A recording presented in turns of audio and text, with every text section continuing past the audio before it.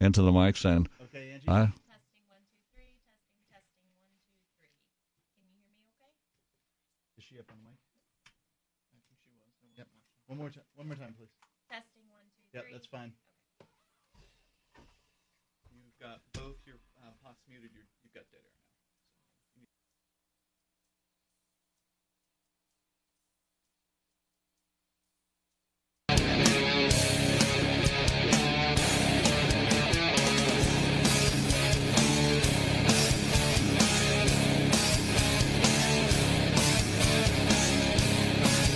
Free Talk Live. It is the live Wednesday night edition of Free Talk Live. And, you got Mark in the front seat. You have Angie here. and you have Tim Condon visiting here from the sunny state of Florida. That's right. You've come to visit. You're actually, Tim, you were along very, very early in this great freedom migration to New Hampshire. I remember seeing you down in Florida in 2006. Yeah, I was hustling the idea way back then, and I was at one time I was on the National Board of Directors, and I helped do the vote when we had only 5,000 commitments. We had the vote nationwide as to what state we were going to pick. I picked Wyoming first and Montana second.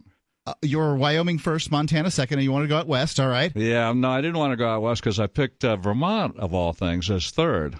I don't know why. Well, Vermont had its representation is nearly as good as New Hampshire's, and the population's half as much. How about you? Who'd you vote for? I did not vote. I was like 5,200. I came in later. I wanted to see who they picked before I signed up. Yeah. But I was rooting for Alaska. Alaska. Yeah. Sure. When back when the Free State Project, that's where the voting went on, the website freestateproject.org. Yep. And I think that the voting may have gone on too early. We really had a big run-up of people up to 5,000. And then once the voting occurred, then everybody suddenly... it was slow going, man. It was slow going from that time onward. Well, let's do a little trick here. If you were voting now, what state would you vote for? Well, New Hampshire has some extreme advantages when it comes to talking, liberty. It's got the Deepwater Port. It's got a small population, 1.3 million. It has a foreign border if we ever have to escape into Canada. Sure. Second freest state in the union is rated by the Cato Institute. The number one state, Florida, it's that way because of a couple of laws surrounding their homestead exemption for property. We're real good down there about that. We're real good on Second Amendment rights too, but. And we're real good on weather, but you can't beat the concentrated liberty movement in the state of New Hampshire. You can't make a difference either. If you want to make Florida a little freer in some manner or another, you've got an 8-hour drive to Tallahassee or wherever it is, from wherever it is, and you're going to spend the night, you're going to testify, they're going to ignore you, just like they ignore you everywhere. Yeah, well, that's because Florida has how many people? 22 million. It's the third most populous state in the nation. When I was growing up in the 1950s, it was like 14, 15, 18, something like that. Yeah, sure. And, the population in New Hampshire shrinks in the wintertime, which is when people vote. Mm-hmm. So there's actually a smaller amount of voters in New Hampshire than the 1.4 million I just mentioned as far as population goes. I think it's fair to say that Florida is about 20 times as populous as New Hampshire. Oh, yeah. All the more reason for anybody who believes in liberty and wants to join the movement to come on up to the Free State. Yep. The reason I wanted Alaska was because Alaska's separate from the U.S. There are some more mild climates down in that little tail end that hangs down. So, I had, like everybody, had my opinions on it, but ultimately the people moved where they're going to move, and, I hope the best for the project. No, I was actively planning for Alaska. If Alaska got picked, I'd be down in Juneau or Ketchikan. Right, way down there. It's not too cold, and it doesn't snow, too terribly much, and it only rains 350 inches a year. God, that's a lot of rain. Hey, we're running our mouths all the time, Mark, and it's almost as if Angie's been shut out. Come on. Angie, what do you think about the whole thing? Well, when did you hear about the Free State Project? In 2010. So if the state had already been picked, how'd you find out? It was on a race car. We saw the race car? Yep. Well, was it like a local race car or like a big national race car? I am unsure. Michael said, just a race car. How could a Free State Project sticker get on a race car? I mean, that's a great idea. I'm thankful for it, but how did that get there? We are great guerrilla marketers. There's no doubt about that. And so you found out about it from a race car, and then what? We Googled it, took a look at it, watched some videos, and decided to make the move. Wang, bang. So it was you and your husband, and did you have kids? We had 2 kids, a 7-month-old and a 5-year-old, 5 or 6. Well, I like it when the families move. Well, hold on a second. You looked at a couple of videos, Angie, and you and your husband talked about it a little bit and said, okay, we're going to move. This is a process that took place over, what, 3, 4, 5 years? No, it was probably about 7 months. 7 months? That's fast. Whose idea was it to move? When he showed me the video the first night, I said, hey, we should move. He said, okay, let's do it. Boy, that's North Carolina's loss and certainly New Hampshire's gain. You had a business to sell, too. We did. We had a computer store there that we sold. Wow. That's impressive to be able to pull that off. Speaking of moving, I've got a story here from the Los Angeles Times, and it turns out, as amazing as this may seem to you, Tim, people still keep moving to California. It doesn't matter. The high taxes don't matter. They're continuing to go there. You can't fool me, Mark. I know that story. Guess what kind of people are still moving into California? The gimme nanny staters. And there's another cohort. I don't know. People that are multimillionaires. If you've got the money, if you got the money, then come on in, honey. Right. Well, somebody asked me why millionaires would want to move to California. Well, why do millionaires want to buy yachts? It's not that none of these things are financially a good idea. It's if you have sufficient money, well, of course you're going to do these things. I mean, if you really want to live in San Francisco, then and you have the money, you might as well. There's no particular reason not to. Well, let's just find out from Angie. Normal, the only really normal person here. Angie, have you and Mike ever thought about living in California or San Francisco? No, I've visited once. I went to San Diego, and then we ended up in 29 Palms.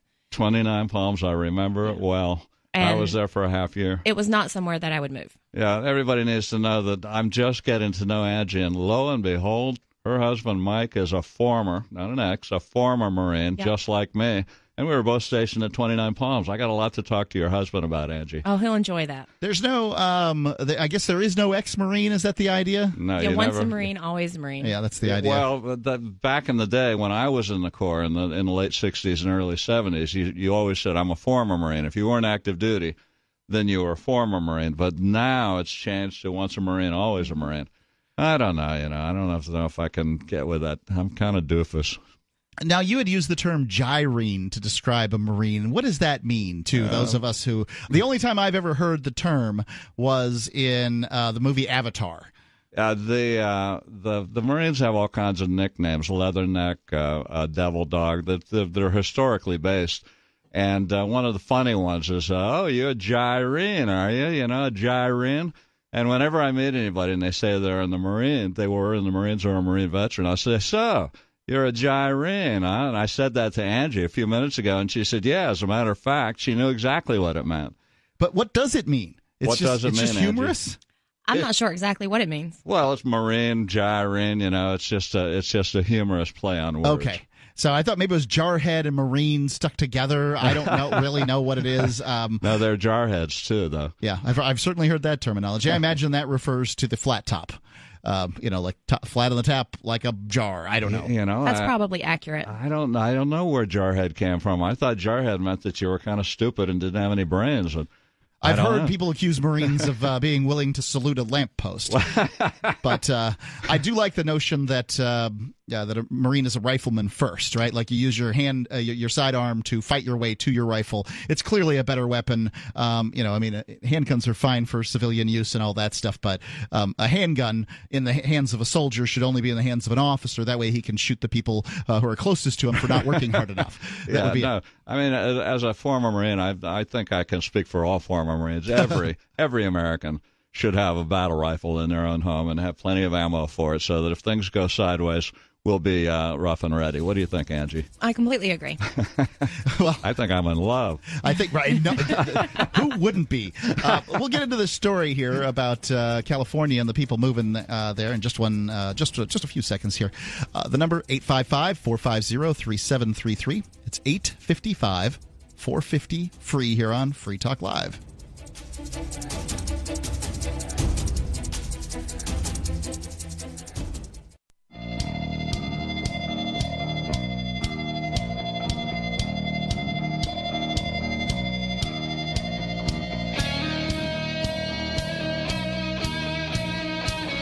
Free Talk Live. It is the live Wednesday night edition of Free Talk Live, and it's Mark with you. Angie here. And Tim. That's right. We got a whole new crew for you tonight here on Free Talk Live. Tim's passing through, and Angie, this is you're trying out your first night here on Free Talk Live, seeing how's it going. You've been here in New Hampshire for many years, though. Since 2011. Yep. So, no reason not to. It's pretty clear you're going to stick around. No reason not to try out Free Talk Live, see how it goes for you. Your family runs a computer store here, right? We do. Yeah, so there you go. Let me tell you about Bitcoin.com. That's computer related, right? It's your premier source for everything Bitcoin related. Bitcoin.com can help you choose a Bitcoin wallet. You can go get some free Bitcoin there to put in the wallet. You can buy Bitcoin if you want some more.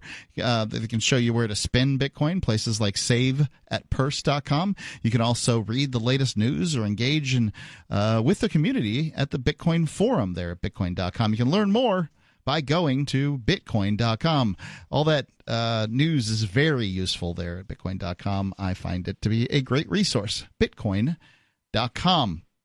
So apparently people are moving to California. The rich people keep moving to California. So we're told, like lots of people left New York. And the idea was,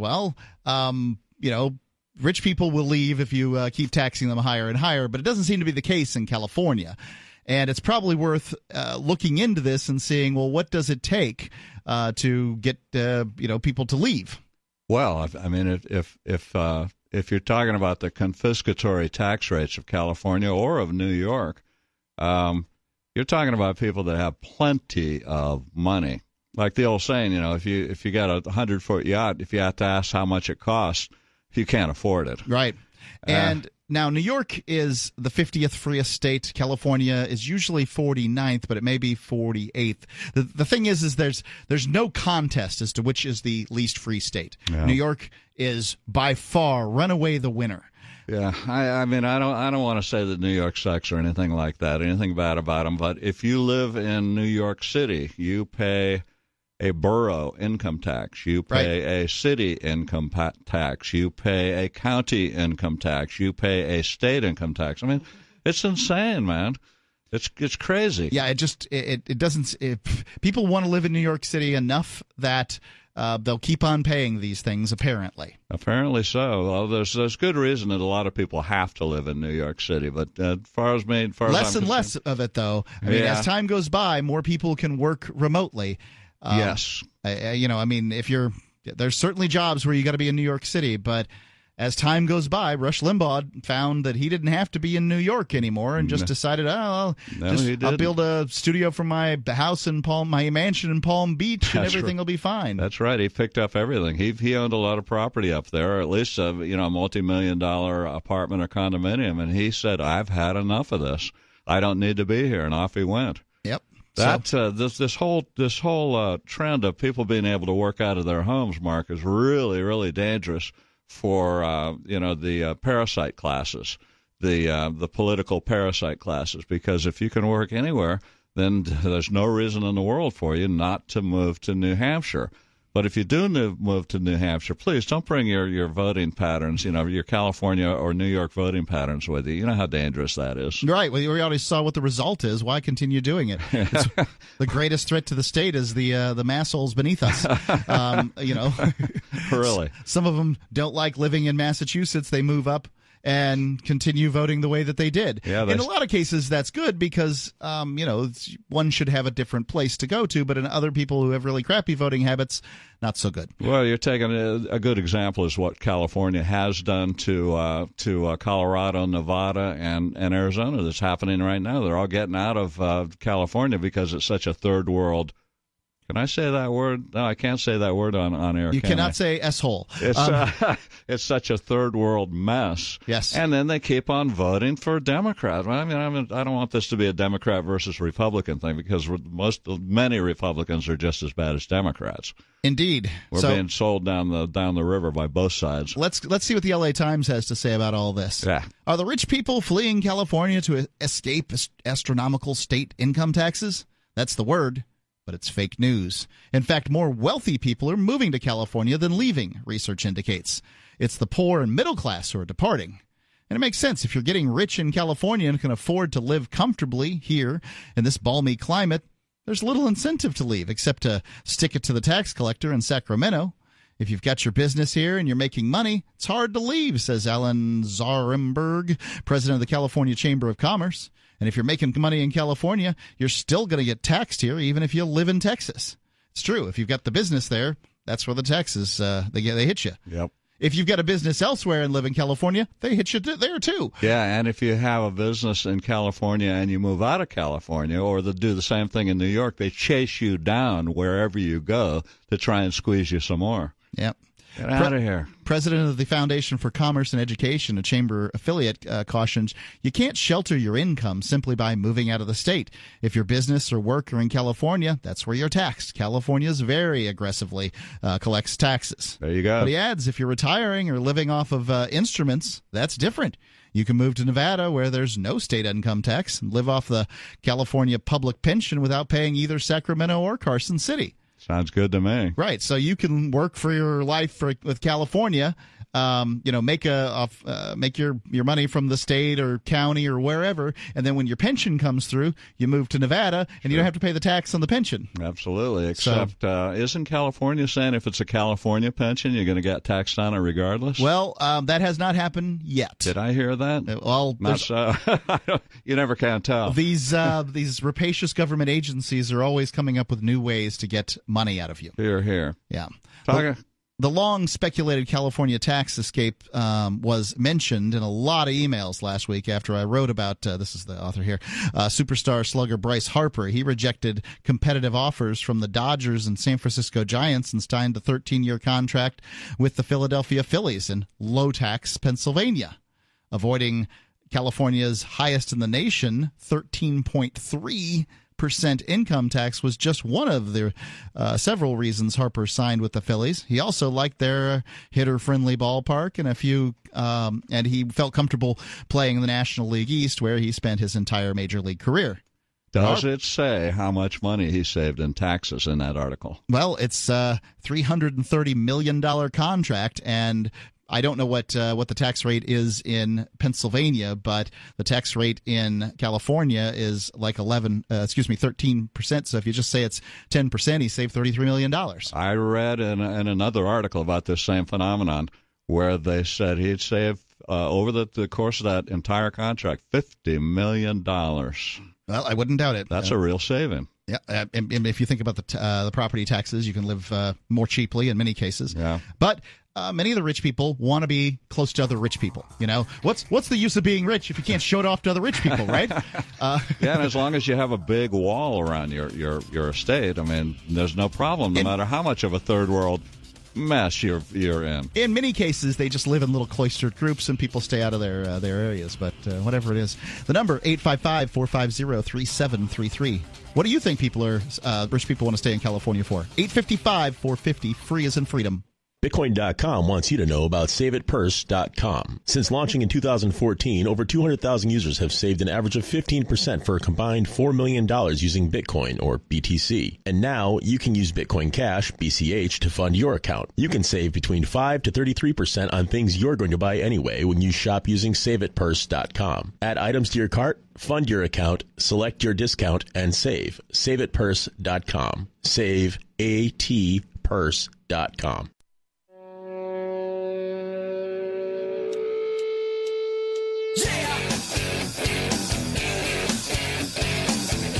Free Talk Live.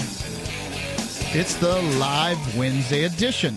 You can call in, talk about whatever's on your mind here on Free Talk Live. Phone lines are open.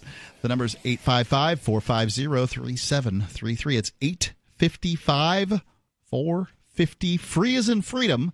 Got an article here from the LA Times talking about people, rich people, moving to California, because you always hear about people leaving California. And there's no doubt that tax burdens and regulations and these sorts of things drive people out of given jurisdictions.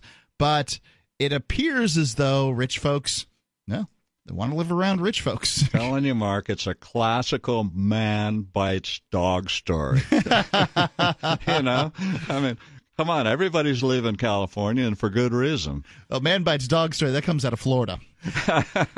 Freedom's Phoenix is a liberty-oriented news aggregation website.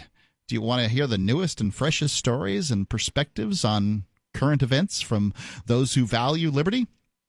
freedomsphoenix.com, they've got it. Their daily dispatch is the best way to stay up to date on science, technology, historical findings, liberty news, government overspending, the rise of the police state.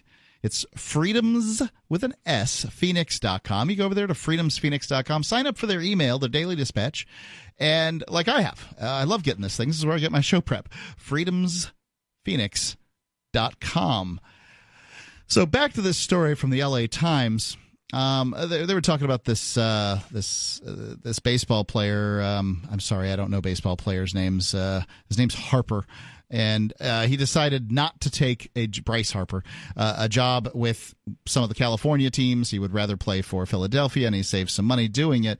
But going on with the story, California's income tax has become even more burdensome for the wealthy and many middle-class residents because of new so-called reforms. President Trump and the previous Republican Congress stripped this is written by the LA Times, ability to deduct all state income and local property taxes on federal returns. There's now a $10,000 limit. So, yeah, I mean, states have enjoyed this write-off. Well, you know, anything you pay in to state income tax, you don't have to pay into federal income tax. That is so sweet, Mark. That is so sweet that they made that change, because they were forcing everybody in the whole country to subsidize their extraordinarily high tax rates. Sure. I mean, you know, that's basically what was going on. California was just taking more and more. What you were doing was asking states, would you like to send your tax dollars out of the state, or would you like to keep them here in your capital? Mm-hmm. And, of course, what are they going to pick? I mean, hello, Angie, do you want your husband to give you the money, or do you want him to give it to my wife? I would love if he gave it to me. Right, that would be great. It doesn't make any sense. I mean, like, you know, that's how it goes. I mean, nobody's gonna pick, sending it elsewhere. So Harper's, this is the baseball player's avoidance of the state seemed symbolic of California's tax flight tale that has circulated for years, but apparently it's mostly made up. Well, it's mostly made up for rich people. Sure, there are anecdotes galore, and everyone seems to know someone who has fled California to dodge high taxes, but there's no wholesale bolting of the rich. Substantially more rich people are moving into California than moving out, says Cristobal Young, a Cornell University sociology professor. He teamed up with others at Stanford and at Stanford University and Center on Poverty and Inequality to write a research paper on the millionaire migration in California.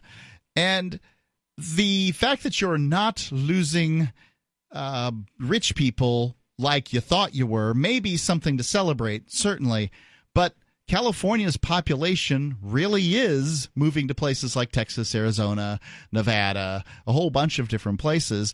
At some point or another, off they go. Let me tell you, man, first of all, that's the Los Angeles Times.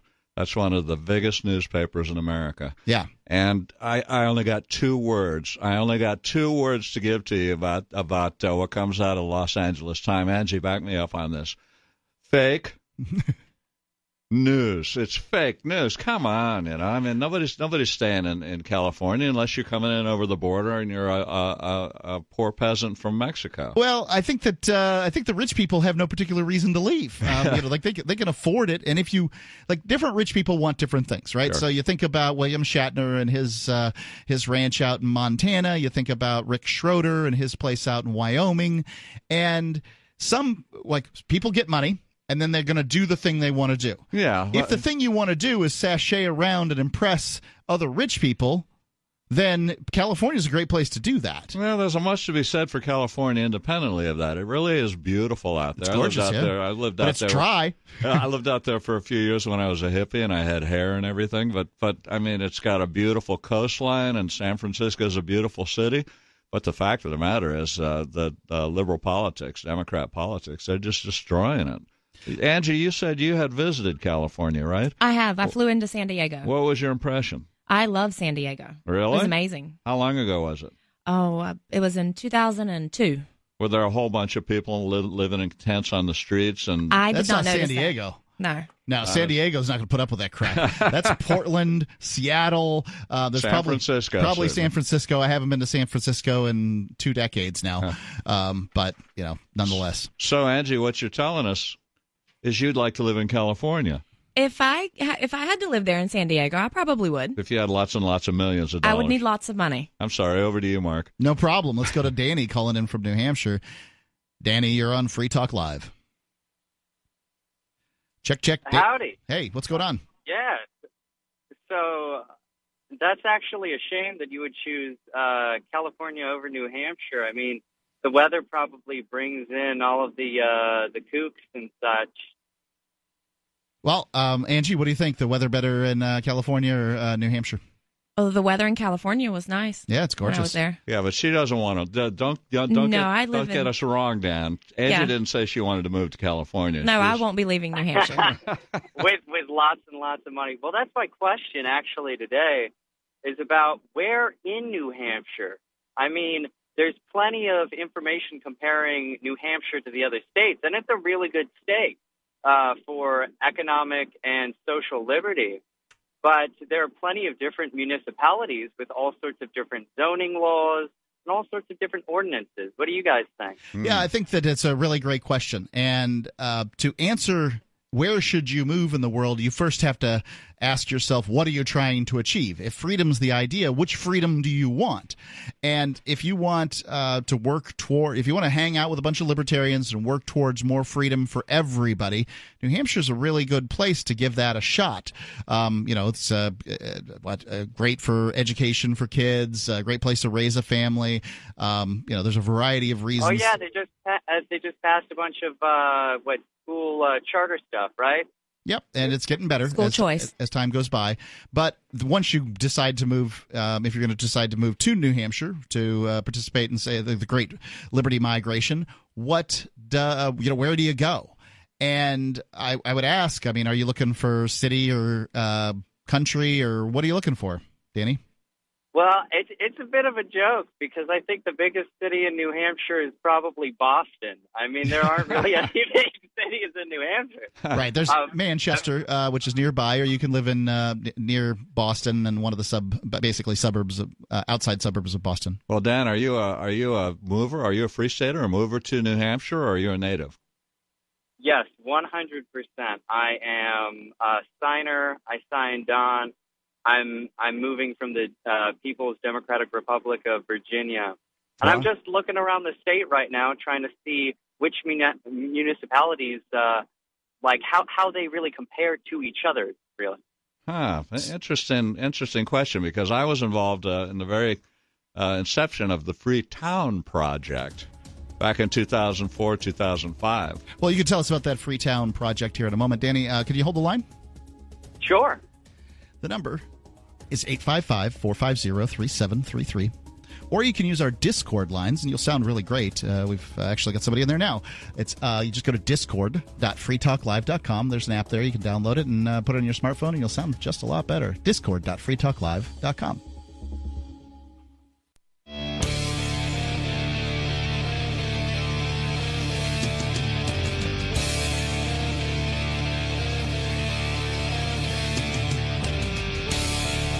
Free Talk Live. It's the live Wednesday edition here on Free Talk Live. It's Mark with you. Angie here. And Tim Condon. You can call in, talk about whatever you want, and that's kind of how we ended up having Danny on the line here. Danny wants to move for the Great Freedom Migration to New Hampshire, and he's kind of wondering, well, you know, it's a big state. Where do I? Well, not a big state by state standards, but it's big when you're trying to pick where to go. Sure. And generally, we don't do, sort of Chamber of Commerce stuff here on Free Talk Live. But I'm happy to answer the question because it's something that obviously everybody who's moved for this, like I have, like everybody in this room has asked themselves. And I think that honestly, my first answer is. Go to PorcupineRealtor.com and talk to Mark Warden. He'd be a really great person. Oh, yeah, I just met Mark. Yep. He was over at the, the Tap Room Tuesdays over at Murphy's. Sure. There's your expert. But I will say that different regions have different things about them that are kind of cool. So, like, for instance, Keene and Portsmouth, we've got really great cryptocurrency penetration. If you lots of businesses taking cryptocurrency in both locations. Manchester, much more like there's just a whole bunch of movers there, and you're going to find people who, lots and lots of people who have your thing going on. Lots and lots of libertarians. A good community. Yep. People who are in sort of the college thing might be up near Dartmouth, and those that really want to get away from things might move up to Coos County or pick Grafton, as Tim Condon here has done at one point. Let me ask you, Dan. Are you in state now, traveling around looking for a place to move to? Oh yeah. Okay. Well, have you taken a tour? Have you gone way up north like Berlin and Gorham and Lancaster up there and come over to Keene and looked over along the Connecticut Valley? Well, I wanted to visit your little Freedom Center there, but I haven't gotten the opportunity to yet. I have been through Keene. I've been through Concord and Manch. I spent a little time in Pittsfield just recently. I've seen Nash. Wow. I've gone to Dover. I haven't been to Portsmouth yet. Pittsfield's way up there, isn't it? No, Pittsfield's near. Oh no, Manchester. It's just a little higher than Concord. Oh, I'm thinking of Pittsburgh. Pittsburgh is way up, right next to Canada. It used to be its own country called the Republic of Indian Stream. It's a fascinating story. Wow. So. Yeah, what I would recommend is kind of checking with, Mark Warden and that kind of thing, but, finding out what you're looking for. Where Rogers is? Rogers Campground? Yeah. That's in Lancaster. It's way up north. Yeah, way up north. Okay, so I visited Lancaster just for Rogers, but I haven't really seen the rest of it. Well, Dan, what are you looking for? What kind of a lifestyle are you looking for? Are you a city boy, or would you rather be out in the country? It's hard to figure. One thing is I'm not going to be buying any land or making any major decisions until my girlfriend comes by and she gets a good helping and the whole tour to see what the pros and cons are for her as well. Yeah, I think you should rent. Pretty much, this is good advice for anybody. Rent first and then determine, because when it comes to owning a home, especially right now with the way the real estate market is, you basically have to own for 10 years for it to be financially make sense. Yeah. There's a lot of nice things about having a landlord. When something breaks, you call them. Well, we've got an expert on that whole question right here. Andrew, you moved here. Not only did you move here in 2011 with your husband, but you had 2 children, right? We did. We had 2 children. Oh, wow. So how did you go through this process yourself, you and your husband? We went on to How did you decide? We ended up in Danbury, and we met some people, came up, took a visit. My husband and my son, my 5-year-old, picked out a cabin, lived there for about 3 days, and then I went on Craigslist and found somewhere that was habitable, and we moved to Alstead. And rented? So, yeah, we rented.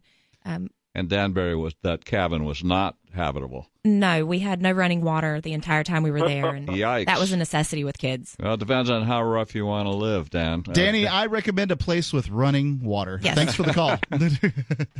855-450-3733. Let's go to David calling in from England. David, you're on Free Talk Live. David going once.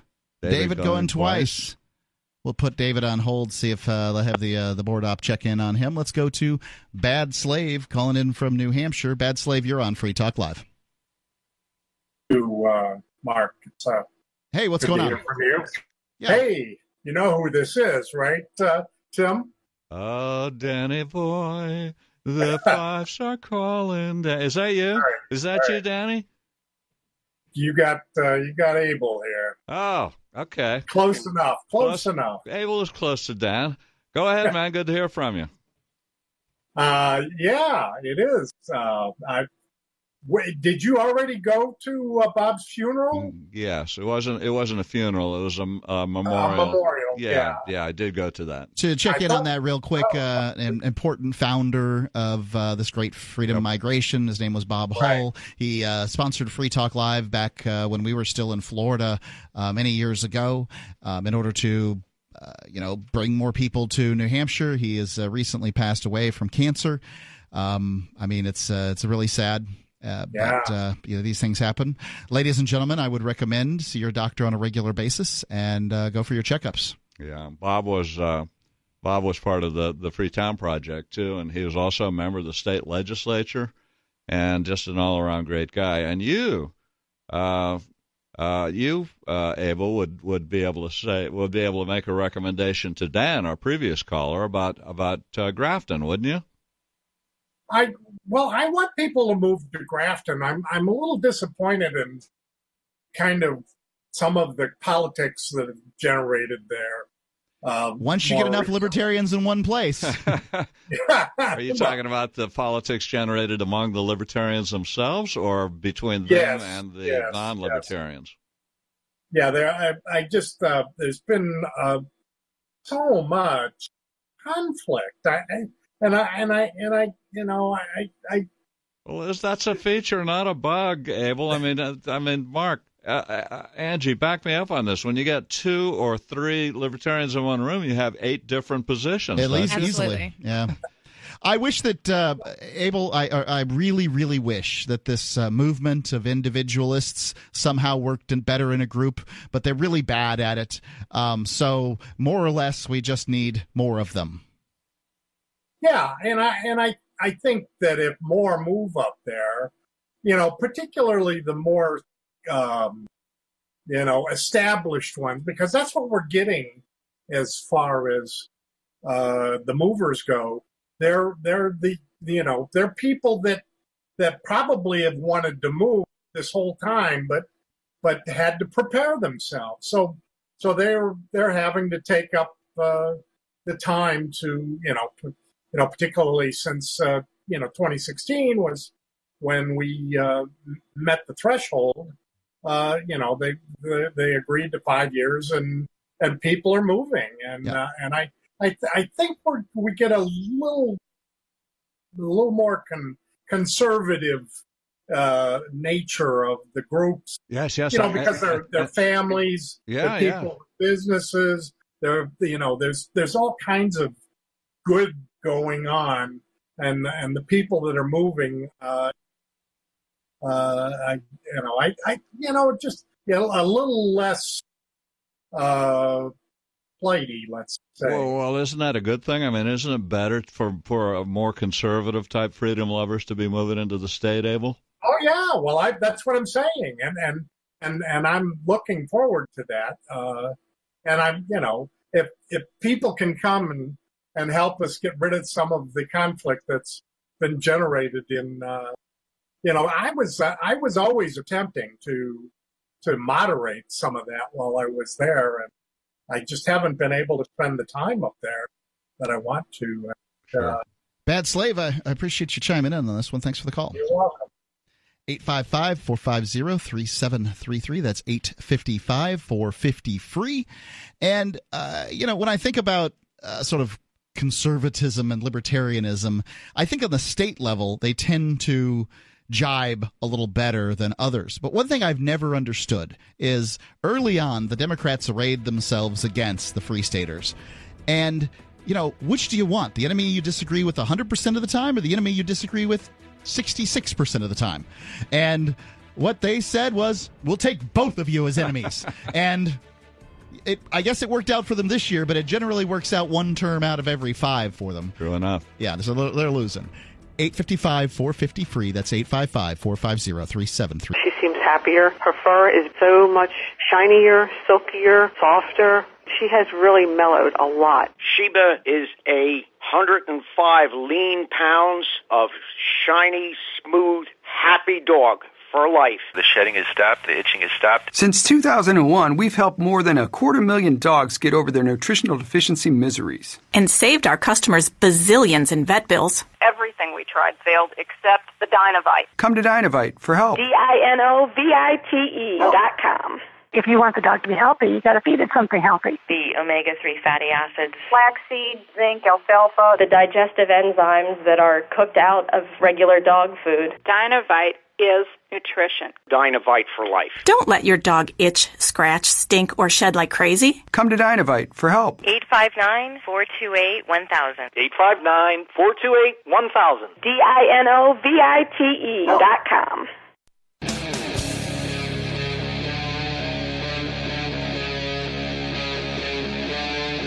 Free Talk Live.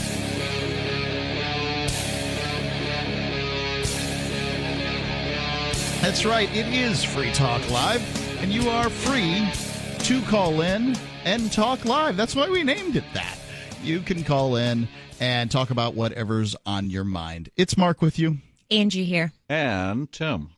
The number's 855-450-3733. Let's give David in England another try. David, you're on Free Talk Live. Hello. Hello. Hello. Hello. What's on your mind, David? Yeah, how you doing? All's well. Well, okay. I don't know how much time I have, so I'm going to try to be as concise as I can. Okay. In 1988, the Republican convention decided that they weren't going to count the votes of the Libertarian Party candidate, even though everybody knew that they didn't have enough votes to make it into a candidate. So, but they just didn't even count them, even though people were saying, "Please, I want to," they were voting for Ron Paul. Yep, Ron Paul was the Libertarian nominee in 1988. Yeah, right. So, what would the Republicans count Libertarian votes? I'm confused. They wouldn't count them. But the Libertarian Party is a different party than the Republican Party. Why would the Republican Party be counting Libertarian votes? Listen, if he was on the podium, he was running as a Republican. Oh, he was? I thought he was the Libertarian nominee. Sure. No, it's just like Bernie Sanders was a liberal Democrat, but so he was running as a Republican. Okay. And when it came time to count the votes, and I'm going to get to the point here, but it came time to count the votes, even though people were voting for Ron Paul, when they took the tally, there was no votes except for the Republican Party. So what I'm trying to tell you, and by the way, I had a reporter friend of mine who comes to our chat room once in a while, who was there at that particular time, and he interviewed the people coming out of the auditorium, and he stopped quite a few supporters of Ron Paul. Now the point was they knew they didn't have enough votes to make Ron Paul the nominee. That was not the point. The point was they wanted their right to vote for him, and they didn't get it, and they were really, really angry. They did it again, and Ron Paul got sort of swept aside in 2012. In 2008, he got pretty close. He did okay, but by 2012, the Republicans actually had to mount some kind of action against him. So, I guess it doesn't surprise me that a party might attempt to protect its interest, I guess. Yep. Well, if I could just proceed. Sure. I don't know how much time I have, but in Nor do I. 1988, I believe, the leader of the Women of League of Voters announced that she was not going to participate in this fraud on the American people. And what she was talking about. This is when the League of Women Voters decided not to do the debates anymore, right? And then it was taken over by this bipartisan fix-it campaign that kept the libertarians out of the debate, right? Now you're starting to understand where I'm going with this. Yeah. Okay, go ahead. Recently, we've been told that Fox News is no longer going to be allowed to participate in the debates. I'm no fan of Fox, but I don't think any network should be allowed to decide what the rules of the debate are. All of them should be allowed to participate if they want to watch and they want to make money off it. That's no problem with me. That's fine. The more participation in the distribution of the debate, the better. But they shouldn't decide. One station or one network should not decide on who is going to ask the questions, what the questions are going to be, who's going to be in the audience, and those sort of things. That should be decided on by a real nonpartisan party, which is the League of Women Voters. I would concur with you completely when it comes to the debate. That should be, that they should allow third parties in, and that needs to be somebody who's nonpartisan. But it looks like here, I just looked up the Wikipedia on the 1988 presidential campaign. It says in January 1987, Ron Paul officially left the Republican Party to run for the Libertarian Party nomination after becoming disillusioned by the spending policies of the Reagan administration and presumptive Republican presidential nominee George H.W. Bush. On leaving the party, Paul remarked, "Ronald Reagan has given us a deficit 10 times greater than what we had with the Democrats. It didn't take more than a month after 1981 to realize that there would be no changes. The Libertarian Party had courted Paul for the previous 6 years." And your point is? That he was a libertarian in 1987.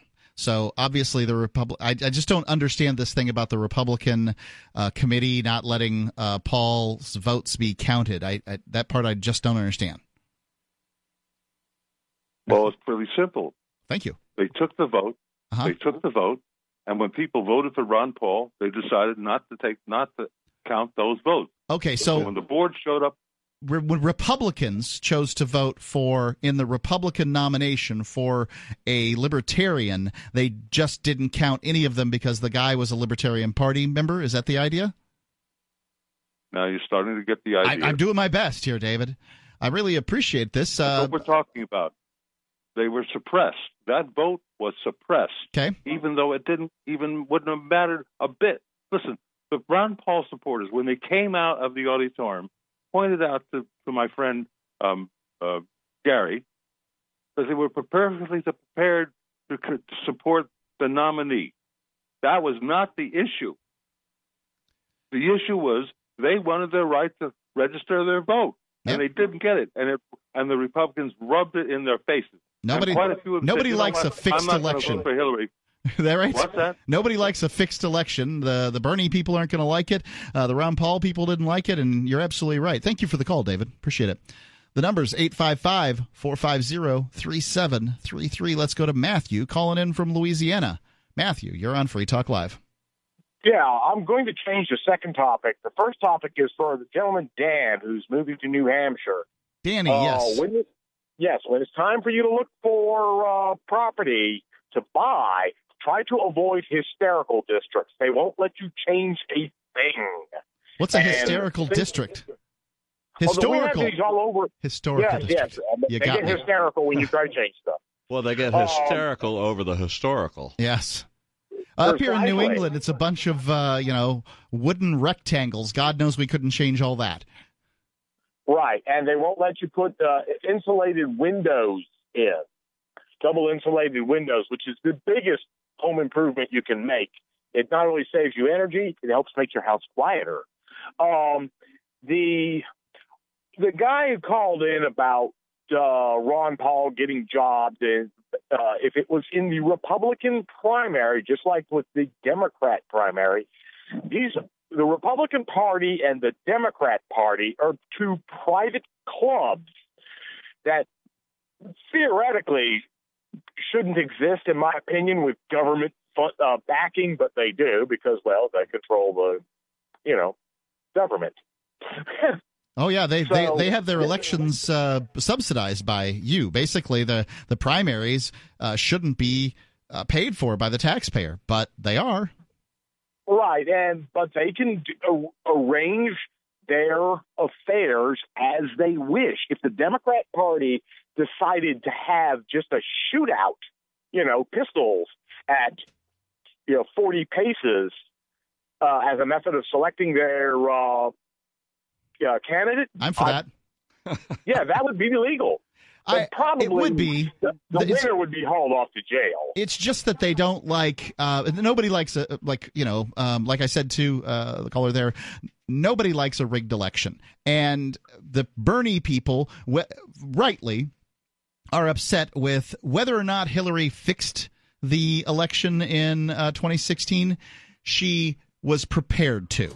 The stacking of the deck, putting in her lady Super there. Delegate. Yeah, the superdelegates certainly were, part of that. And, the Democratic Party wasn't very democratic in that instance, and it gets people riled up. And the caller's talking about something that happened in 88 and surrounding Ron Paul. I have no knowledge of it, but I don't disagree with him. Thanks there for were some shenanigans. Oh, I'm going to let you go, Matthew. Thank you. The number is 855-450-3733.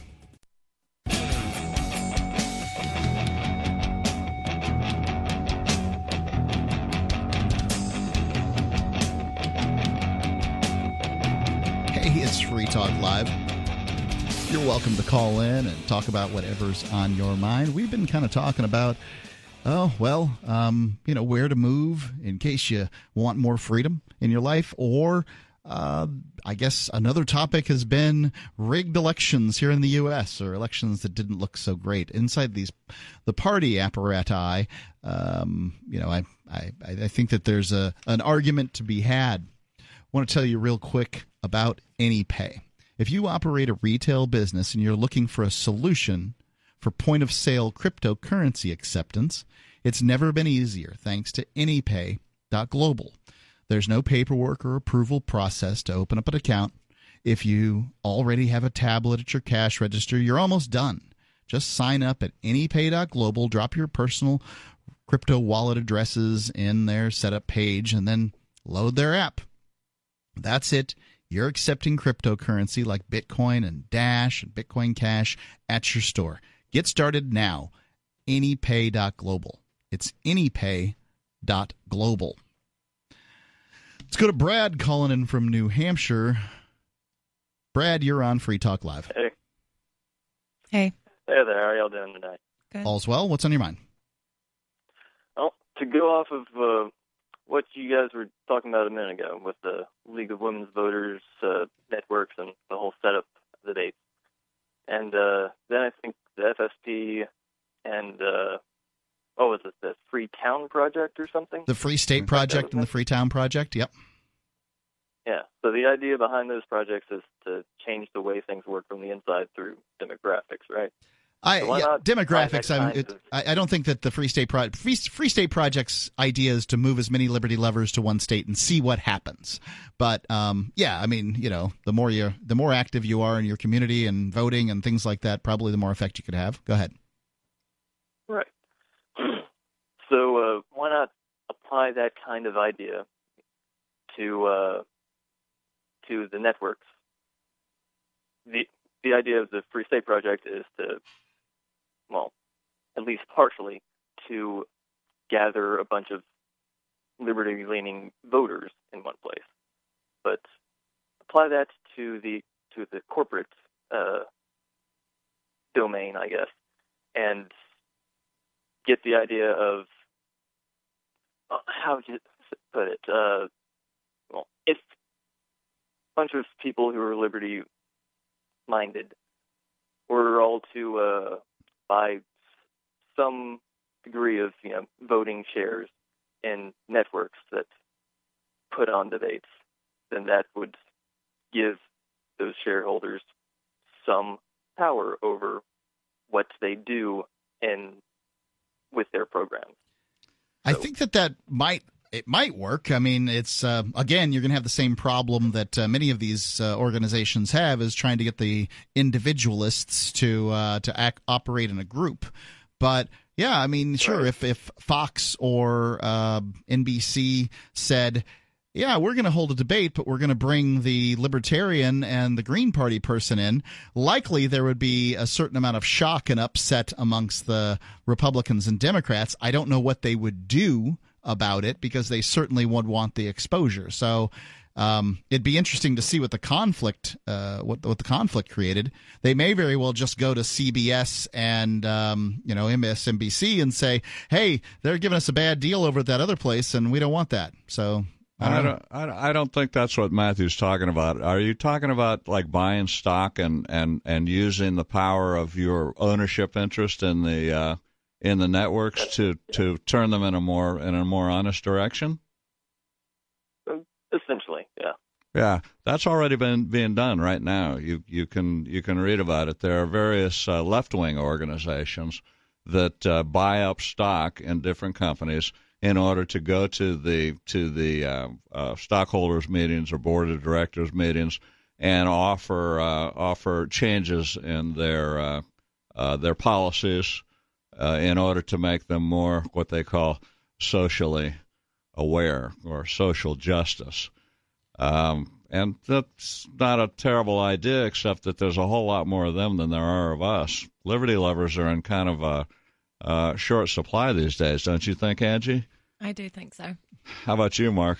Well, it depends on how you define them, right? If you ask if somebody is fiscally conservative and socially liberal, you'll get a lot of people saying, yeah, that sounds right. Sure. But if you ask somebody if they're a libertarian, they're like, oh, no, I'm not that. It's the same thing, largely, but no. Most people don't know what libertarian actually means. Yeah, there's an issue of branding around the word. I've had people think that libertarian meant liberal, and I'm not that. Yeah, my dad actually. Oh, really? Yeah. Yeah. Well, there's he is libertarian, and that gets translated in his mind as liberal because they sound the same, I guess. Well, when you talk about liberal and conservative, libertarian, or whatever, most people, the politics is not a great big part of their life. For those of us who are activists and who interact with each other and get involved in these kind of things, yeah, it's a big part of our life. But most people just want to be left alone. But when you ask somebody, when you tell somebody we're in favor of freedom, we're in favor of liberty, everybody says, oh, yeah, sure, I'm in favor of that, but definitely. But then they turn around and they want all kinds of controls and restrictions on your personal life, and not on their own, but on you. Yeah, on everybody. They want the restrictions that benefit them, and that's one of the problems. Brad, thanks for the call. Appreciate your ideas here on Free Talk Live. The number is 855-450-3733. Let's go to Robert calling in from Vermont. Robert, you're on Free Talk Live. Thanks for taking my call. You're welcome. What's on your mind? I wanted to ask, I think I asked you this before, Mark, but I wanted to ask, because there's a new group of people in the studio there, what do you think the United States would look like today if Ross Perot had won the election in 1990?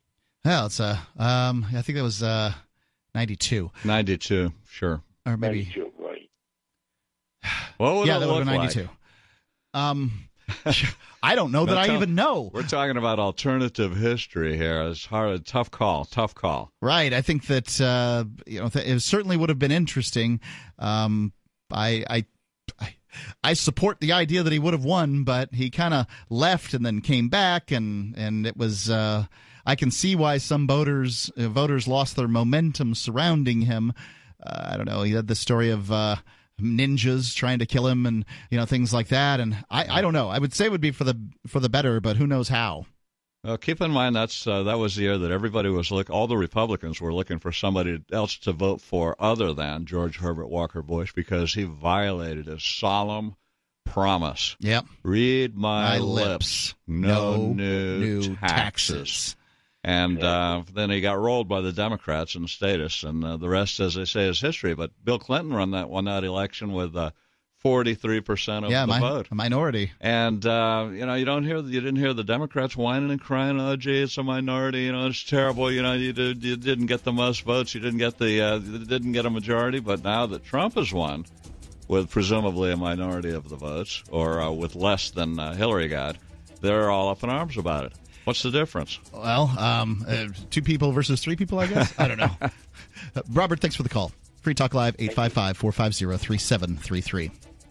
That's 855-450, free as in freedom.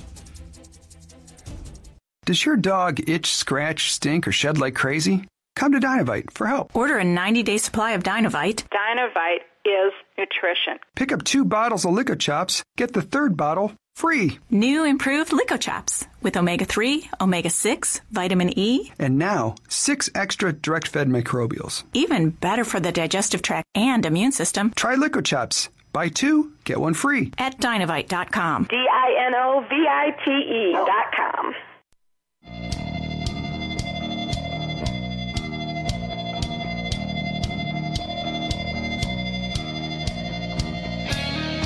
Free Talk Live. You are welcome to call in and talk about whatever's on your mind here. On this live edition of Free Talk Live, it's Mark with you. Hi, Angie. Hello, Tim. Yeah, so the number is 855-450-3733. It's 855-450, free as in freedom. I want to tell you about MyPillow. Not my specific pillow, but the brand of pillows called MyPillow. A good night's sleep is important. When it comes down to it, it's not just how much sleep time you spend in bed, it's the quality, not the quantity of the sleep you get. MyPillow is designed to help you get a good night's sleep. So it's filled with this sort of batting that'll hold your head and neck in the right position. If you get headaches, if you've got neck problems, these kind of things, the first place to look should be your pillow. If you've got a down pillow, I used to be a down pillow fan. If you've got a down pillow, get rid of that thing and go to MyPillow.com. You can get 2 MyPillow premium pillows for one low price, and you get free shipping on all the orders if you use our coupon code, which is FTL. They've got a 60-day money-back guarantee, so you've got nothing to lose. You buy the pillow. If you don't like it, within 60 days, you'll be refunded your purchase price. It's MyPillow.com. Promo code FTL. Another killer app for this pillow, besides holding your head and neck in the right position, well, you can wash it. Imagine what's crawling around in that pillow. When's the last time you got to wash it? I'm scheduled to wash mine again this weekend. MyPillow.com. I like to do it about monthly, but it's covered in a zipper case and things like that to keep it clean. MyPillow.com, code FTL.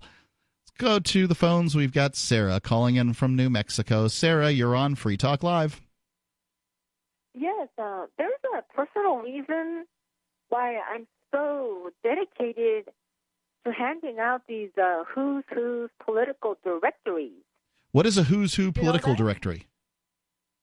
Well, it's a little pamphlet, maybe like 4 inches by like 8.5 inches.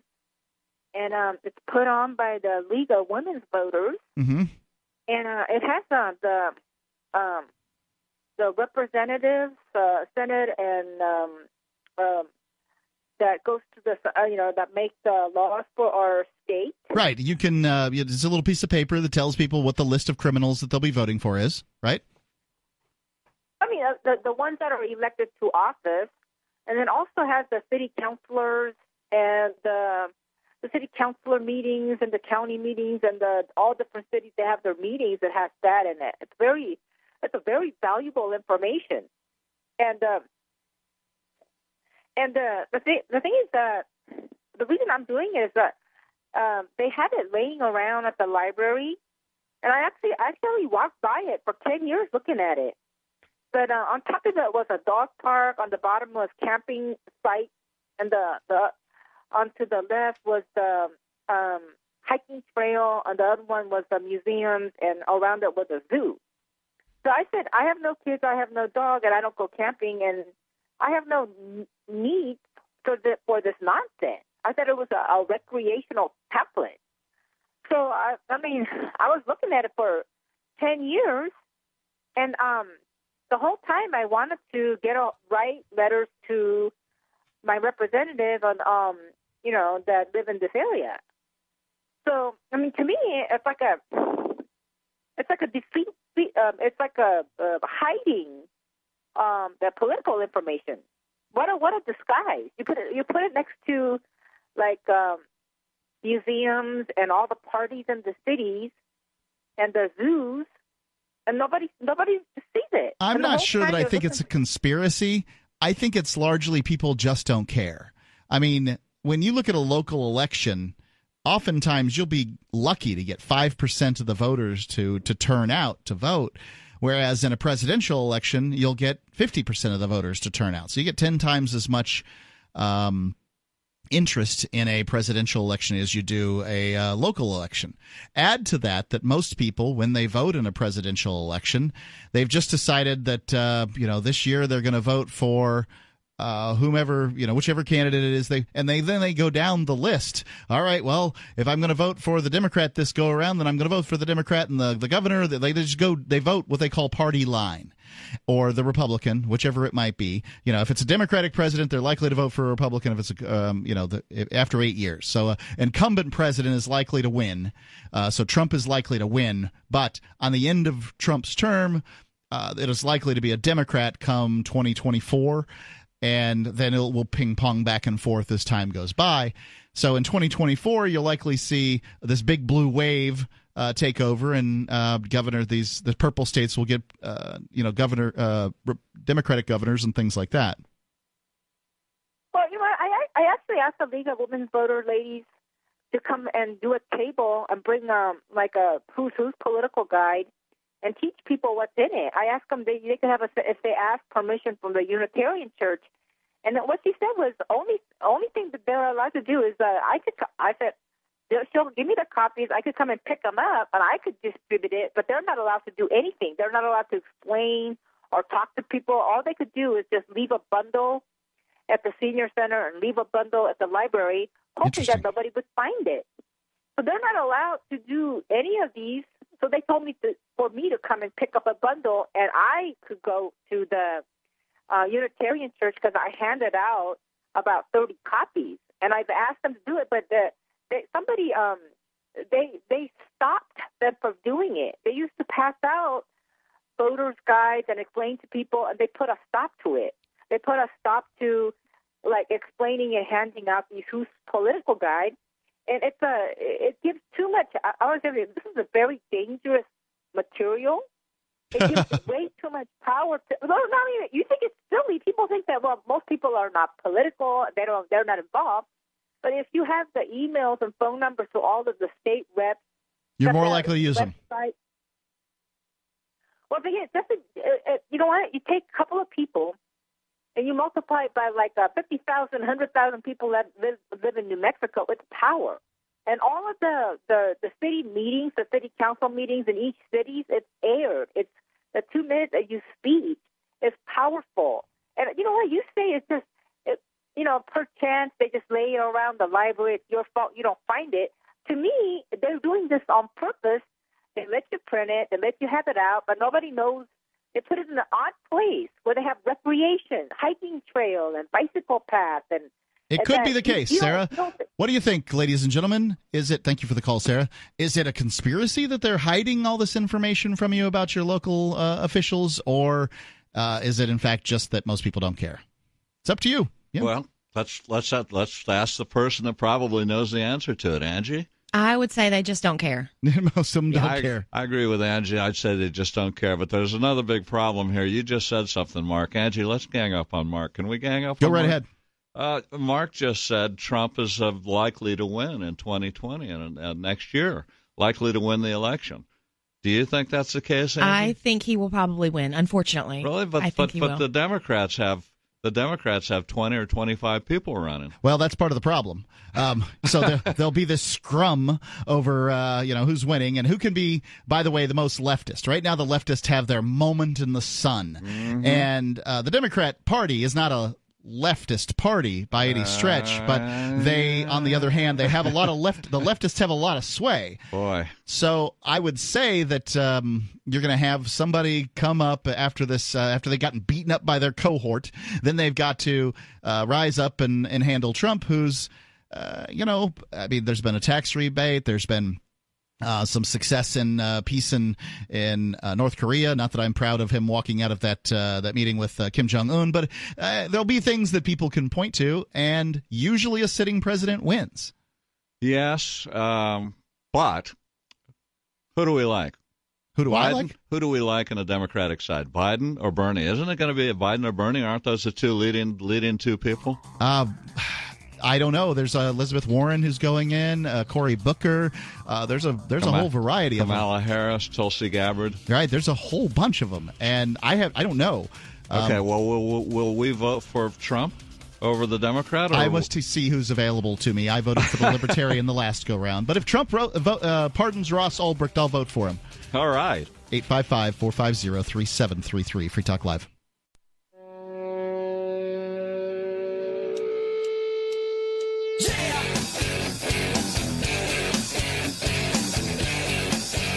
Free Talk Live. The number, 855-450-3733. It's 855-450-FREE. It's Mark with you. Angie here. And Tim Condon is sitting with us here in just traveling to New Hampshire. Oh, here I am. You got yourself a little treat. Wait until the break to nosh on that, if you would. Can't you eat while you're talking? No, sorry, it doesn't work that way. I'm new to talk radio. Thank you for visiting us in the studio, though, Tim. I love having you in here when you come.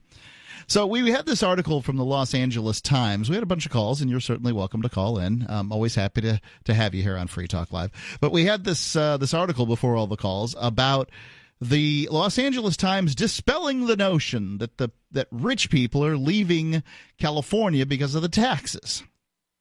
And I think they've made a pretty good case that in many cases, rich people weren't when they were paying California income tax of 13%.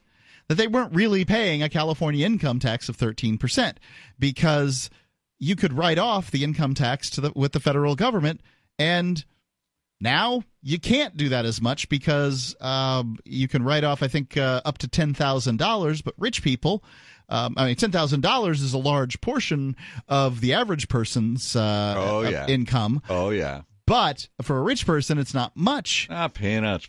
Pocket change, Mark. Pocket change. Right. So it could be that they're correct that rich people weren't leaving California. But now with Trump's changes in the income tax, meaning that now if a state income tax is a state income tax and the federal income tax is the federal income tax, and in between them, it really matters. So if you're in California, you could be paying more as a result.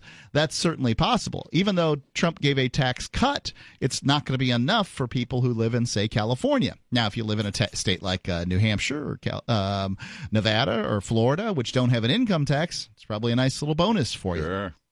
Absolutely. Yeah, and Young, this guy, I'm going on with the article here, Cristobal Young from Cornell University sociology professor, says the rich people want to be where the action is. There's more opportunity in California, where there are a lot of ways to make money, and more than other places. A lot of that is tech. It's a diverse economy, and California has an economy that's larger than France's. It's an incredible place. I mean, if we were making California a state today, we likely would make it 5 or 6 different states because it's just so big. People who want to make money tend to live where high-income people are. It's one thing to say I'm going to leave California to save money on taxes, but that means leaving clients, collaborators, investors, and friends. It's not that rich people are moving to Reno and Nevada. Reno being in Nevada. Young adds they're moving to San Francisco and making living costs miserable for a lot of people because if you want to live in San Francisco, you're going to pay. And if you want to have a lot of square footage, you're really going to pay. California has a net out migration of low-income folks who can't afford to live in their state and are being pushed out by high-income homeowners. And there's a whole other story of middle-class people struggling to pay their bills and the housing shortage hitting them hard. So I think it's a story of class when it comes to who's living where and these sorts of things. And California is going to have an interesting story when they've driven out certain folks. I'm curious to see how things continue on. Let's go to Larry calling in from Indiana, listening here on the listen line. Larry, you're on Free Talk Live. Well, I think what you're talking about now, the government does facilitate the transfer of property. Maybe every 70 or 80 years, they take a place that is run down, and they will actually give tax incentives and raise taxes that's so unbearable that we can't, that the average person can't pay it. And rich people, of course, move in and claim the land. So that's been going on forever. But what I call about today is that the State House, our General Assembly is in purpose now. It's functioning. And there's a lot of people. This is the Indiana. In Indiana. Okay. In Indiana. Well, what are those criminals all about? Well, we have a weak governor in this state that is being beat down by the Senate and the House. But anyway, the protest deal that I've found the most effective protest to do is to just have a live sign. We have a rotunda, and where the speakers get up to speak, you can actually stand behind them and see the audience in front of them, and while they're on stage, hold the live sign on them. People will react. They will laugh. The kids get their iPhones out, and the person on the stage feels like an idiot. Our governor, he won't come on stage for the live sign. He won't come anywhere near the live sign. Live sign. Lies? Just have a sign. A sign, maybe about 24 by 16. Okay. And have just the big letters "lies" on there. And then when they get up to speak, you bring the live signs right on top of them. Live signs. Everybody in the audience is laughing at everything. Plus, whatever other message you want to get while they're on the stage, you can do anything. I think it's an interesting idea. Larry, thank you for the call. Good concept. Yeah, it's when you're talking about politicians, their lips are moving, right? I mean, there it is. At some point or another, somebody's gonna like that. I think it's an interesting idea if you can get down there in front. Obviously, security is going to come get you at some point or another. But hey, what are you going to do? Sure, you got to take your activism where you can get it.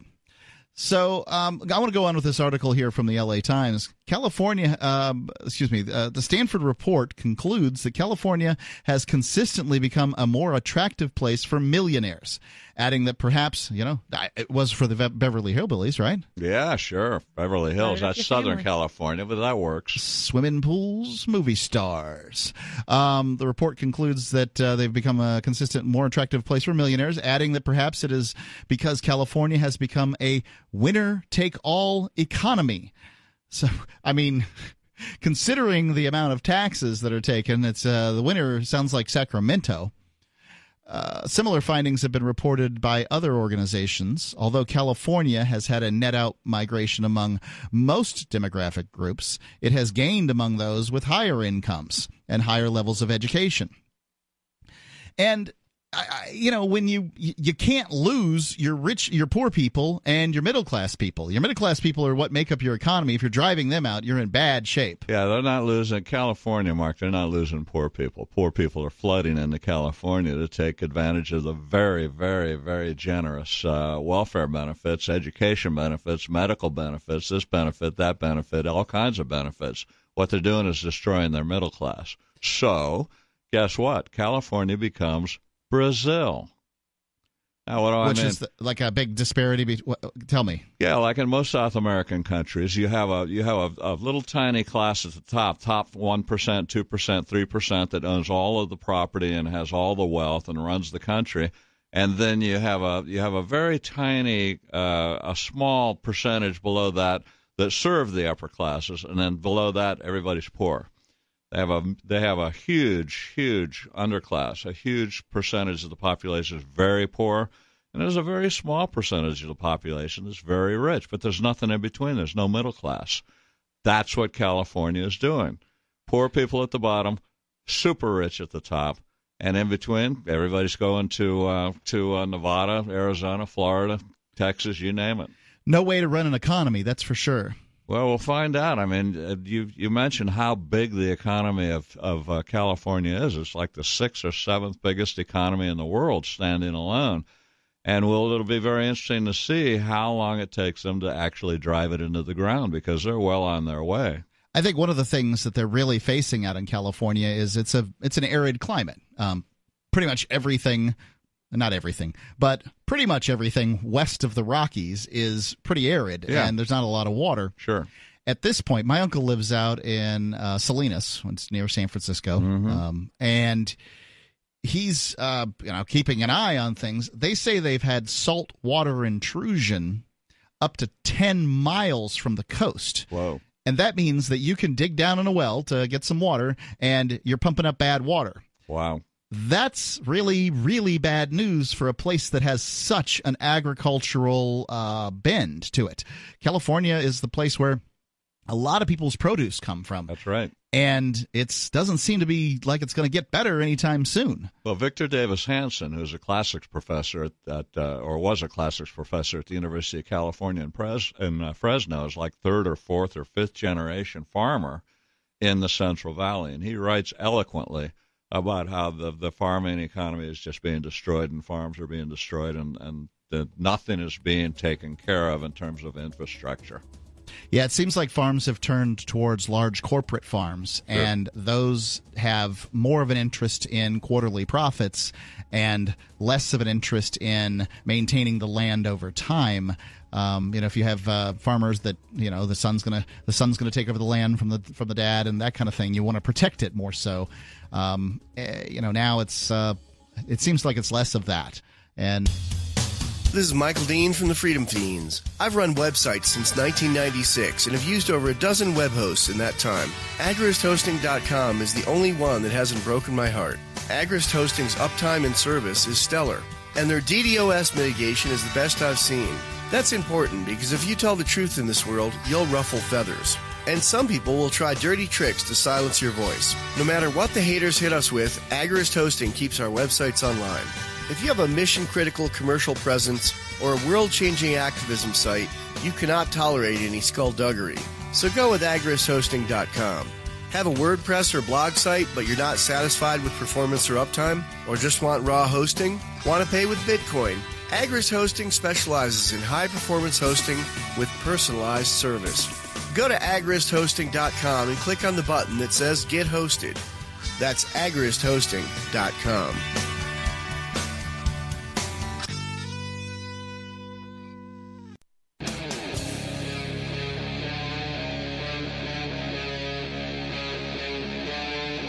Free Talk Live. It's Free Talk Live.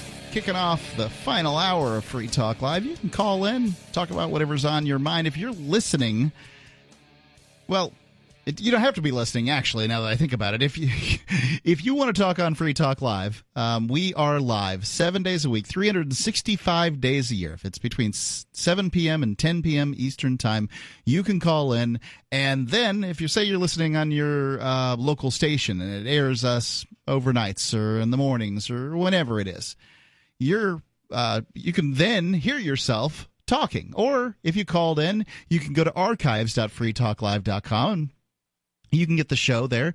Pretty much show's uploaded within an hour after we're done. So 11 p.m. Eastern Time, show's up and ready to go. Don't you ever get a vacation, Mark? Well, I mean, any one of us is not on 7 days a week, 365 days a year. Okay. You and Ian divided between the two of you. As we do, yes. Okay. We started the show together, 15 plus years, 17, 18 years ago. And we have come up with systems for dealing, including bringing in great co-hosts like you and Angie here. And thank you for spending some time with me.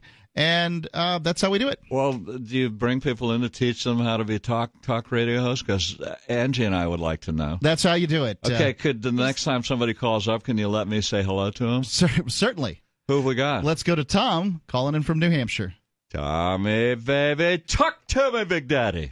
You're on Free Talk Live. So, the House of Representatives in Washington, D.C. has passed and sent to the Senate an unconstitutional bill that would do injustice to the United States freedom of speech, the constitutional right to free speech, H.R. 1, which would restrict political spending. And you know how they call it campaign finance reform, so that, if you want to give money to political parties. Sure. Oh no, you can't do that. And the problem is that it violates the right to free speech. Oh.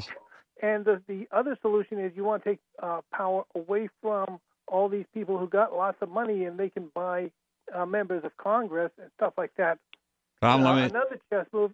Tom, let me ask. That we could do. What? Tom, let me ask you a question. There's a threshold question that you presented to us, and that is this: does spending money or on political campaigns equal political speech?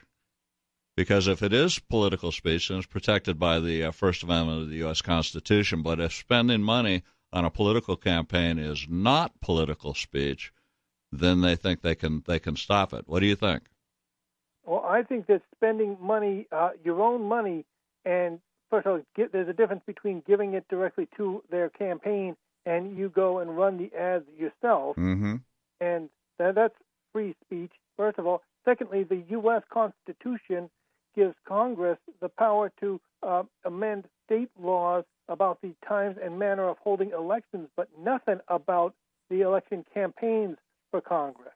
And they kept the race for president totally out of the hands of Congress by saying that the states each state shall appoint in such manner as the legislature thereof may direct. And the electors would meet in their respective states because those lines on the map mean a lot to bureaucrats. If you take a bribe to vote for Trump, then you violated state law because you voted in the state, at the state capitol usually. But to go on with my solution here, Article 1, Section 2 of the U.S. Constitution says the number of representatives shall not exceed one for every 30,000, but each state shall have at least one representative. Now, simply go to that ratio of one for every 30,000. New Hampshire would get like 40 members of Congress and not as many staffers. And, okay, so you have to remodel a building in Washington, D.C. The cost of remodeling that building is like nothing compared to the value of any significant difference in the rights of the people. Why would you want more representatives in the state, U.S. House? In the United States House of Representatives, more representatives and like one member, because they don't need as many staffers to help with constituent casework assistance and everything, with fewer constituents. And so they would only need one staffer in their office in New Hampshire and one in minding the store in Longworth House Office Building, for people who walk in off the street to raise issues about this or that, because each one would have only 30,000 residents in their district. Well, remodel the House chamber, that would be a lot of work, but that's nothing. If it improves the quality of service, because I don't think you're going to retrofit the state, Tom. I mean, I think that this is rearranging the deck chairs in the Titanic. I mean, you're weakening the power of any one representative, that's for certain. But I mean, I think it brings it. That they say about New Hampshire should be the first in the nation primary because it's retail politics. Well, this would be more retail politics because they would actually have to get out there and meet the people of their district and stuff like that. Let's not presume for a second that the people are any more qualified to know what the other people's lives should be like either. I think what Tom is saying, though, is he's saying that the federal government and our national government in Washington, D.C. should be more like New Hampshire's government, New Hampshire state government in Concord. Is that right, Tom? That's pretty much the size of it, and it would cost about the same if you only have one staffer in New Hampshire and one in Washington, D.C. Here's the thing, though, Tom. You're talking about a House of Representatives in Washington, D.C. with around or in excess of 1,000 representatives. Oh, it's got to be 2,000, more than that. Yeah, several thousands of representatives. But that's okay. I mean, RFK Stadium has more seats than you would need. You would have to build a bigger U.S. Capitol building, but So what? I mean, if you could just use the Washington football team's building. It'd be fine. Thanks for the call, Tom. I appreciate it. 855-450-3733. It's 855-450-FREE. Angie, I got a question for you. I want to get this in before we go on to the next segment here. You're you're workout lady, you've got muscles on top of muscles. You're in great shape. If somebody wanted to begin working out and start living a better lifestyle, I think we all want that, but we don't know really where to start. Do you have any advice for somebody just sort of just starting out, just thinking about it? It really boils down to your diet, about what you put into your body. Okay. If you want to change, you have to eat whole foods, things that are clean, nothing processed. When you go into a grocery store, you shop on the outskirts. Don't get anything in the middle. That's your veggies, your meats, your cold stuff, and then you leave. Yeah, watch out for foods in bags and boxes and anything bottles. Produced in a factory. Yeah, cans. Well, hold it a second. What about Cokes and Pepsis? Oh, absolutely not. And potato chips and good stuff like that. Everything's full of sugar. And you want to avoid it. Yeah, sugar really is it's the downfall. Too many calories packed into one little place. What about a diet? I agree with you completely, right? Get your food that looks like food, Right. Get your vegetables. If it was alive, if it grew, you put it in your body. Yeah. Whereas if it comes out of some box and you can't really identify what it is. You can't read the ingredients, don't eat it. Right. Or at the very least, cut way, way, way back on Absolutely. it. I mean, you got to have your treats in life, but... treats, but it's still okay to eat Whoppers and Kentucky Fried Chicken and Big Macs, isn't it? Well, I mean, if you would like to, but I'm not going to eat it. No. Well, we're taking your advice here. No, I would not consume that stuff. Oh, shucks. What about a workout for people who are just getting started? Yeah. Well, it depends on what level you're at. If you are sedentary and you sit around on the couch, just get up, go for a walk, go outside. If you want to do body weight things, you could work out. You could do push-ups, pull-ups, chin-ups, something simple. I can't do a push-up. I can't do a pull-up. I can't do a chin-up. And I weigh 400 pounds. You can modify everything. You can lean against the wall and do push-ups off the wall. If you want to do an assisted chin-up, you put a chair there, put your foot on it, grab the bar, and pull yourself up. This is very interesting. Even if you're just getting up and dancing. Angie knows Yeah, it's just about moving. Yeah, just kind of movement, I think, is probably a great thing to start doing. So what you're saying is you should be dancing. Ooh, dancing's great cardio. Should be dancing. Absolutely. Okay. 855-450-3733 if you have fitness questions for Angie. 855-450-FREE.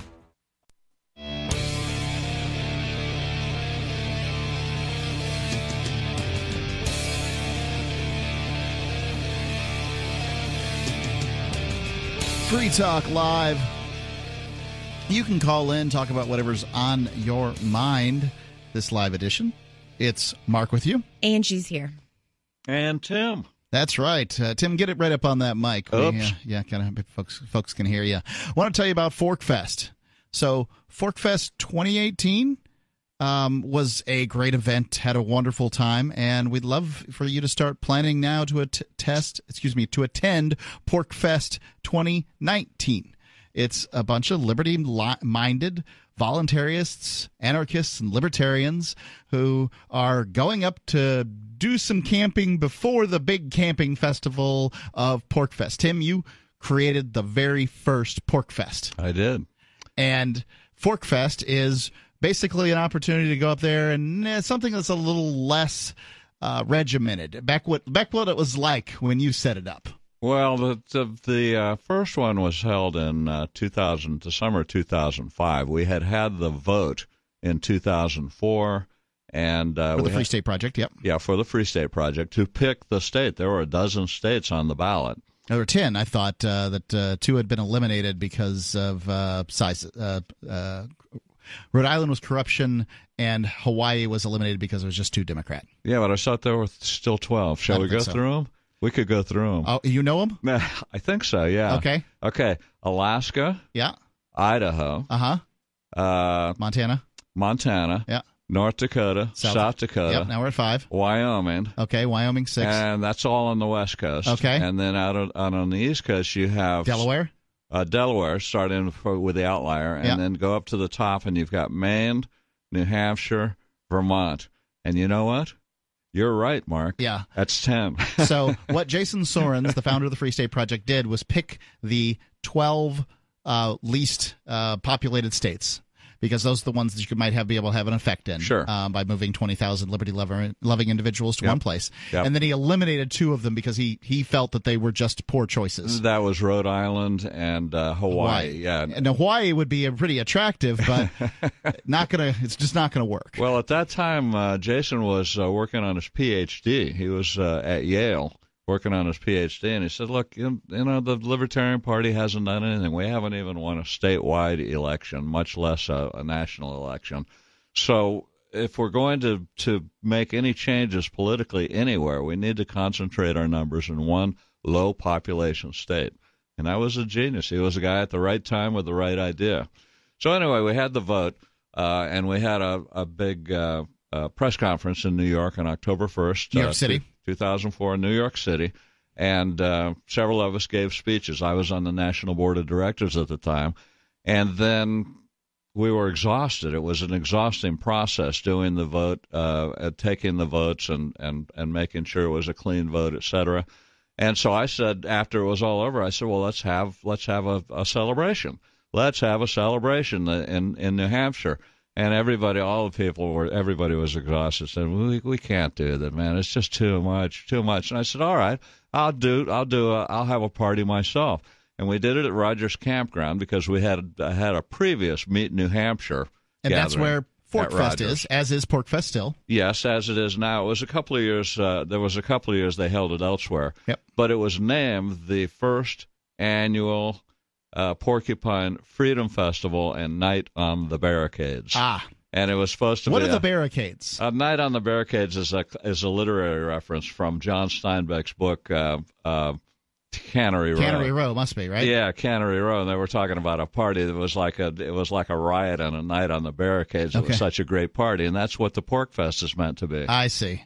And it's a great event. But you can come ahead of time for ForkFest, which is the few days beforehand, and you'll have experiences you'd like to, the kind of experiences you want to have. So you can create your own thing for ForkFest. It's decentralized. No one's in charge, so it's up to you to create what you want. Or you can simply relax and go camping with other liberty lovers. There'll be man camp there by Jay Noon. There'll be people serving food. You can get more information and connect with other ForkFesters via the unofficial Telegram chat, because everything's unofficial, ForkFest forum, or visit forkfest.party.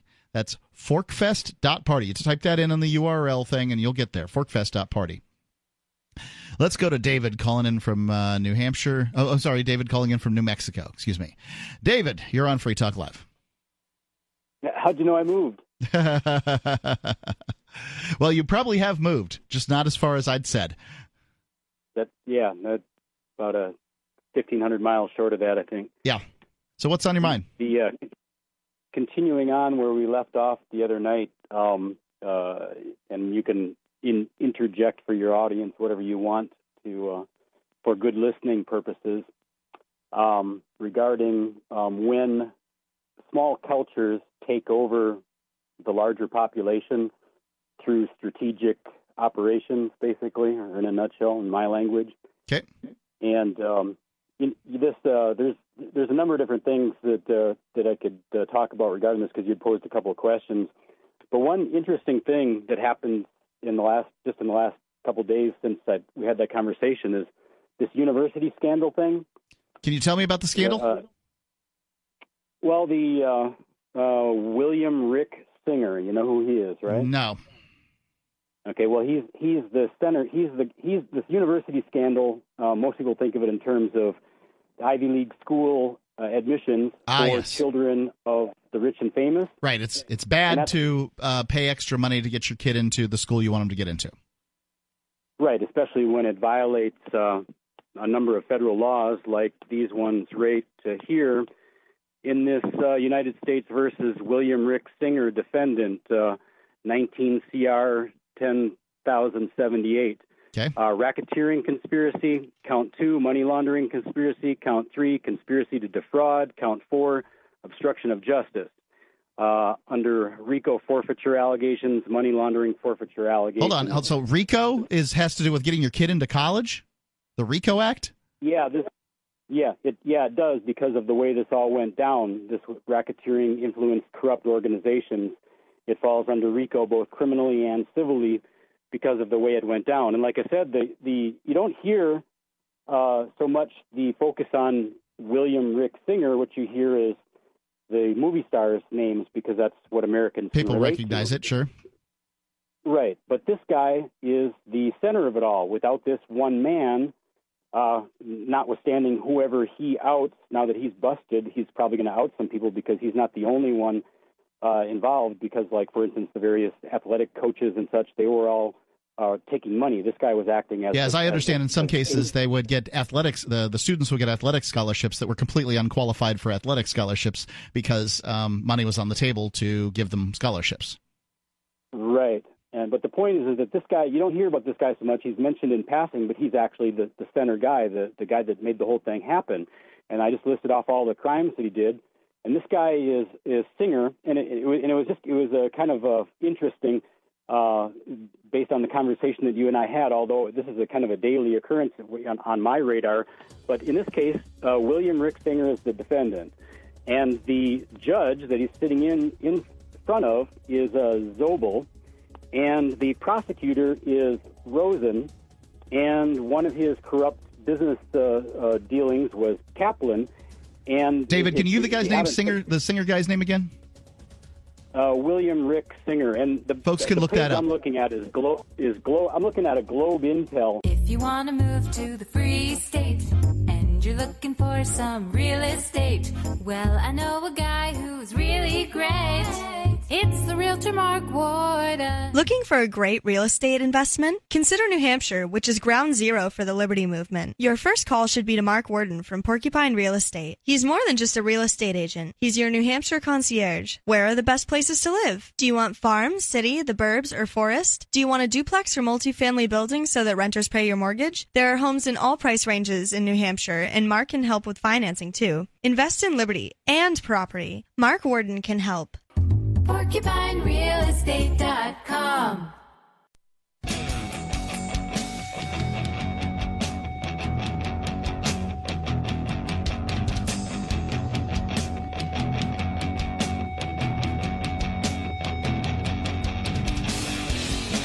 Free Talk Live. You're welcome to call in, talk about whatever's on your mind. It's Mark with you. Angie Gordon. And Timothy Condon. Mark Edge. You know, I had to make up a last name because way back when I was doing radio on a country station in Bradenton, Florida, we did an event, and it was the Mayaca City's Volunteer Fire Department's Fire Muster and Antique Auto Show.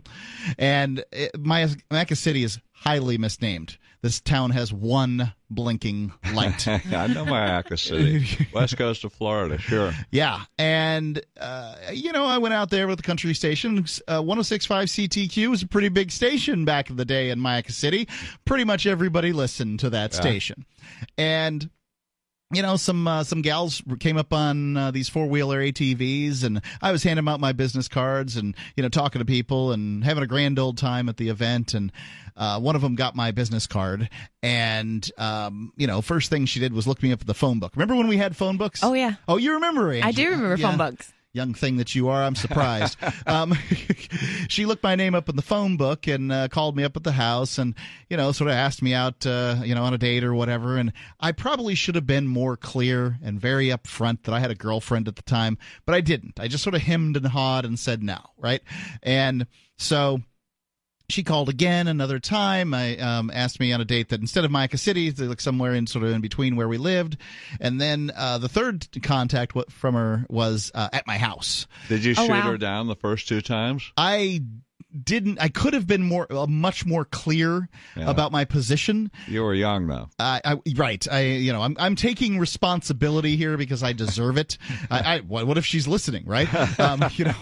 I don't want her to get painted as some kind of stalker, but I think she was being bold. It's like she was taking the initiative and whatever, and that's fine. You got to do that in life. Well, what happened at your house? She showed up, and my girlfriend was sleeping, taking a nap. Ooh.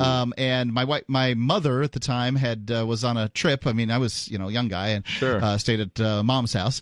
And so this gal shows up, and I'm like, then I got very, very clear, right? I see the opportunity to get caught. I'm like, you got to go. Yeah. You got to go. Yeah. So my fault. But well, did you ever go out with her at all? I mean, what became of her? No, I had a girlfriend. I sent her on her way, but I decided to change my name as a result. Instead of using my real last name, which is Edgington, I used a fake name, Mark Edge, and just sort of kept it. And my whole goal with Mark Edge is I'll never have to spell this. Well, it's easier to say. Also, it's shorter and it's quick to say. Like I could change my name; I'd be Tim Kahn. Right. Tim Kahn. No. So one of the problems with it, though, is people think you say like hedge or I don't know. They don't quite get it. Mark edge, wedge, kedge. I don't know. Wedge. Right. So it's confusing. Yeah. Anyway, I end up having to spell it anyway. At least it's shorter. Let's go to the phones. Got JR calling in from Arizona. JR, you're on Free Talk Live. What's on your mind? JR, can you hear me now? How about now? Well, hold the line then. Let's see if I have the board op check on JR and see what's going on there. One never knows. One never knows. Tim, you had a story that you wanted to talk about, which was the story. It's probably about 6 months old now, maybe. This church in Virginia, which was George Washington's church. That's right. And we talked about this on the air the last time you were here. That's right. And I guess it's been eating away at you for some time now. It has. This was George Washington's church, and they had a little plaque, that basically this is George Washington's church or whatever, and it's historical church and that kind of thing. And they decided to take the historical plaque down because it George Washington owned slaves. And I think that there's no dispute about any of these facts. Right. The confusion sort of lies in, well, what do you think? I mean, what's the deal with this? Is it a good idea? Is it a bad idea? And I suspect lots of people of all different colors have different opinions on this because it's confusing. Well, it's the same thing as taking down the statues, the Civil War statues and the war memorials and things like that. At the time that we talked about that, and I thought that was longer than 6 months ago, but whenever it happened, I don't know when it was. It was a church in the Washington, D.C. area, and it had a plaque on it that said George Washington attended this church. And they took it down. The plaque, because they thought some people might be offended by reference to the father of our country. And at the time we were talking about it, it was kind of like I was thinking, well, I mean, it's part of our history and we shouldn't be anti-history and everything. But it's been eating away at me ever since then, and I have come to a conclusion. I now know what the answer is to that kind of a problem, and it applies across the board to all our historical monuments and plaques and things like that. And that is that our goodwill is being weaponized against us. Look, when somebody says, "Oh, I'm offended," I'm triggered. Oh, I feel like I'm excluded. Oh, I feel like there's something wrong. Oh, I feel so bad. What they're doing is they're using our good manners and our good feelings toward our fellow man and woman as a weapon against us. You have to take that down. You have to change your language. You have to change your clothing. By the way, the comet guy, the astrophysicist that landed the spacecraft on the comet, he wore that shirt. Oh yeah, there was. I can't remember the guy's name off the top of my head, but he basically had some shirt with ladies on it. I think his name was Matt Taylor. Okay, his nickname now is Comet Guy. Okay, and he was crucified because people were triggered and people were, I can't stand it. I can't stand it. There's naked women. The shirt was given to him by his girlfriend. Right. And they weren't naked. They were scantily clad. Yeah.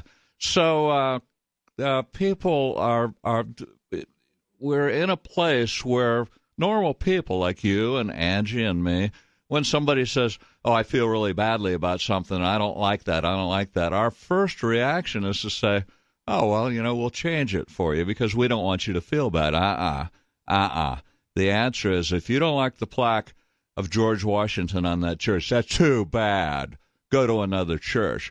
If you don't like the statue of Christopher Columbus, that's standing up there, the European discoverer of the New World. That's too bad. You're demanding it being taken down because it offends you. I'm demanding that it stays up because your attitude offends me. What about that? Yeah, I'm not the fondest of Christopher Columbus, but I think that certainly you can't say that the age of discovery was created by Christopher Columbus. Right, started. How about Robert E. Lee or Nathan Bedford Forrest or Stone Mountain? They want to sandblast Stone Mountain outside Atlanta now in Georgia. What is on Stone Mountain? Stone Mountain has a big bas relief, humongous bas relief on the side of the mountain, which something Confederate. It includes Robert E. Lee, Stonewall Jackson, and several Confederate heroes from the Civil War. And I think that those things are worth learning about. Well, people and particularly black politicians in Georgia right now are saying we're going to sandblast that thing. We don't want it because it triggers us. It offends us. I'd be curious as to what they say their reasons are. Obviously, this word trigger is quite the buzzword these days. I mean, the idea that a liberal college professor, needs to give a trigger warning before they say anything or have anybody read any piece of literature. I mean, literature has conflict, and many times in human history, conflict has been, bad stuff. How weird is that, Mark? How weird is that? Here's somebody that probably knows the answer. How weird is that, Angie? I don't even know what a trigger warning is. A trigger warning is when they, now you have to tell people before you tell them what, say happened in a story or something like that. You have to warn them, hey, if you've had, say, a sexual assault history or violence history, this story was about sexual assault or like Romeo and Juliet. Well, so this you're is a story using between kid gloves. You just have to put your kid gloves on. Right. It's all PC all the time. All PC all the time, and that was what was bothering me. These people who want to wipe out our history are wiping it out in the name of political correctness, and my attitude is too damn bad. The number's 855-450-3733. It's 855-450-FREE here on Free Talk Live.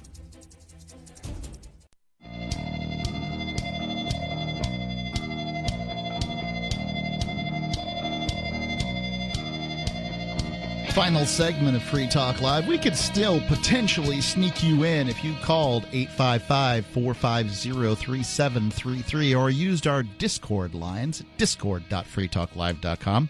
That's how you get the app and use the Discord app on your phone, and you're going to sound a lot better. But if you go to amp.freetalklive, you can do as Trusted Mike Spike, who's a silver amplifier, has done. You can support Free Talk Live.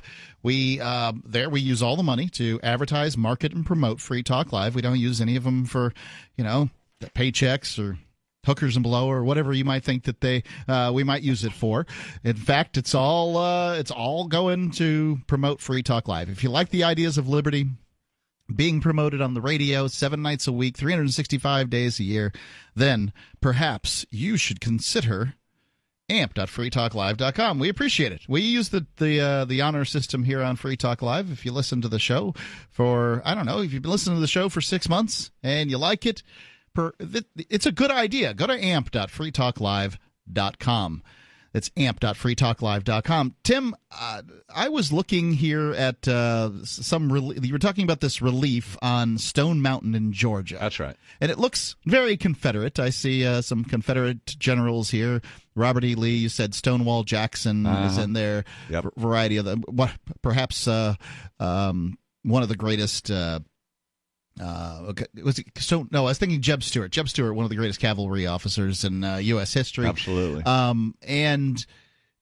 This war between the states, very triggering thing for people in many cases. People are like, this side or that side. I see war memorials all the time of the Union side, and no one seems to have a problem with that. I'm from the South, and Union war memorials bug the heck out of me. Like rubbing it in our faces that we lost. And, but many people bring up the history of slavery, which certainly cannot be removed from Civil War, but at the same time, in many cases, people fought like there were slave owners on both sides of this war. Not only that, but a relatively small percentage of Southerners owned slaves, and there were black slave owners in the South, and the people that fought for the South were overwhelmingly people who never owned slaves and didn't ever intend to own slaves. And but in many cases, people up north weren't that nice to black folks either when they when and if they moved up there. Absolutely. So I mean, it's not like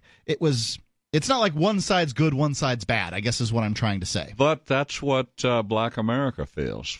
Blacks want all Civil War memorials wiped out because... Some do. I don't think that most of the callers we've had don't seem to care at all. Well, when you hear the people that are agitating to get rid of these monuments, they're saying, look, these are people that fought to continue slavery. And we don't like that, and you can't really blame them. Well, Lincoln allowed slavery to continue. The Emancipation Proclamation wasn't signed. First off, it didn't apply to any states in the United States. It only Correct. applied to the Confederate states. Correct. So if he really wanted to make a bold statement, he could have perhaps freed the slaves in Maryland and Kentucky and I think it might have been Missouri. I'm not 100% sure. No, Missouri wasn't in there, but definitely Maryland was a slave state, and it did not secede. And Kentucky was a slave state; it did not secede. Right, and so he could have freed slaves there if he really wanted to free some slaves. That's absolutely could have been done, and I think that it's the history books seem to sort of gloss over, exactly the difficulties that were surrounding. Nobody here supports slavery, right? Slavery is a bad idea, right? Although it's pervasive throughout human history. There are references to slavery in the Bible and the duties of slave owners and the duties of slaves to their masters. Right. During the golden age of Pericles in Greece, there were slaves. There were slaves in the Roman Empire. There were slaves in Socrates couldn't Africa. figure out how, or was it Plato? Plato couldn't figure out how society would be organized without slaves. He just couldn't figure it out. There were slaves among the Indians in America, so-called Native Americans. It's pervasive. It's everywhere.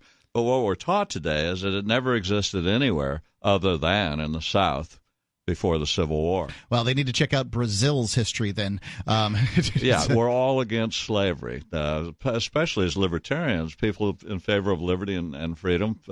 Human beings cannot own or enslave other human beings, period. So even though the Democrats want to continue doing it. What about all these monuments that are put up on public land?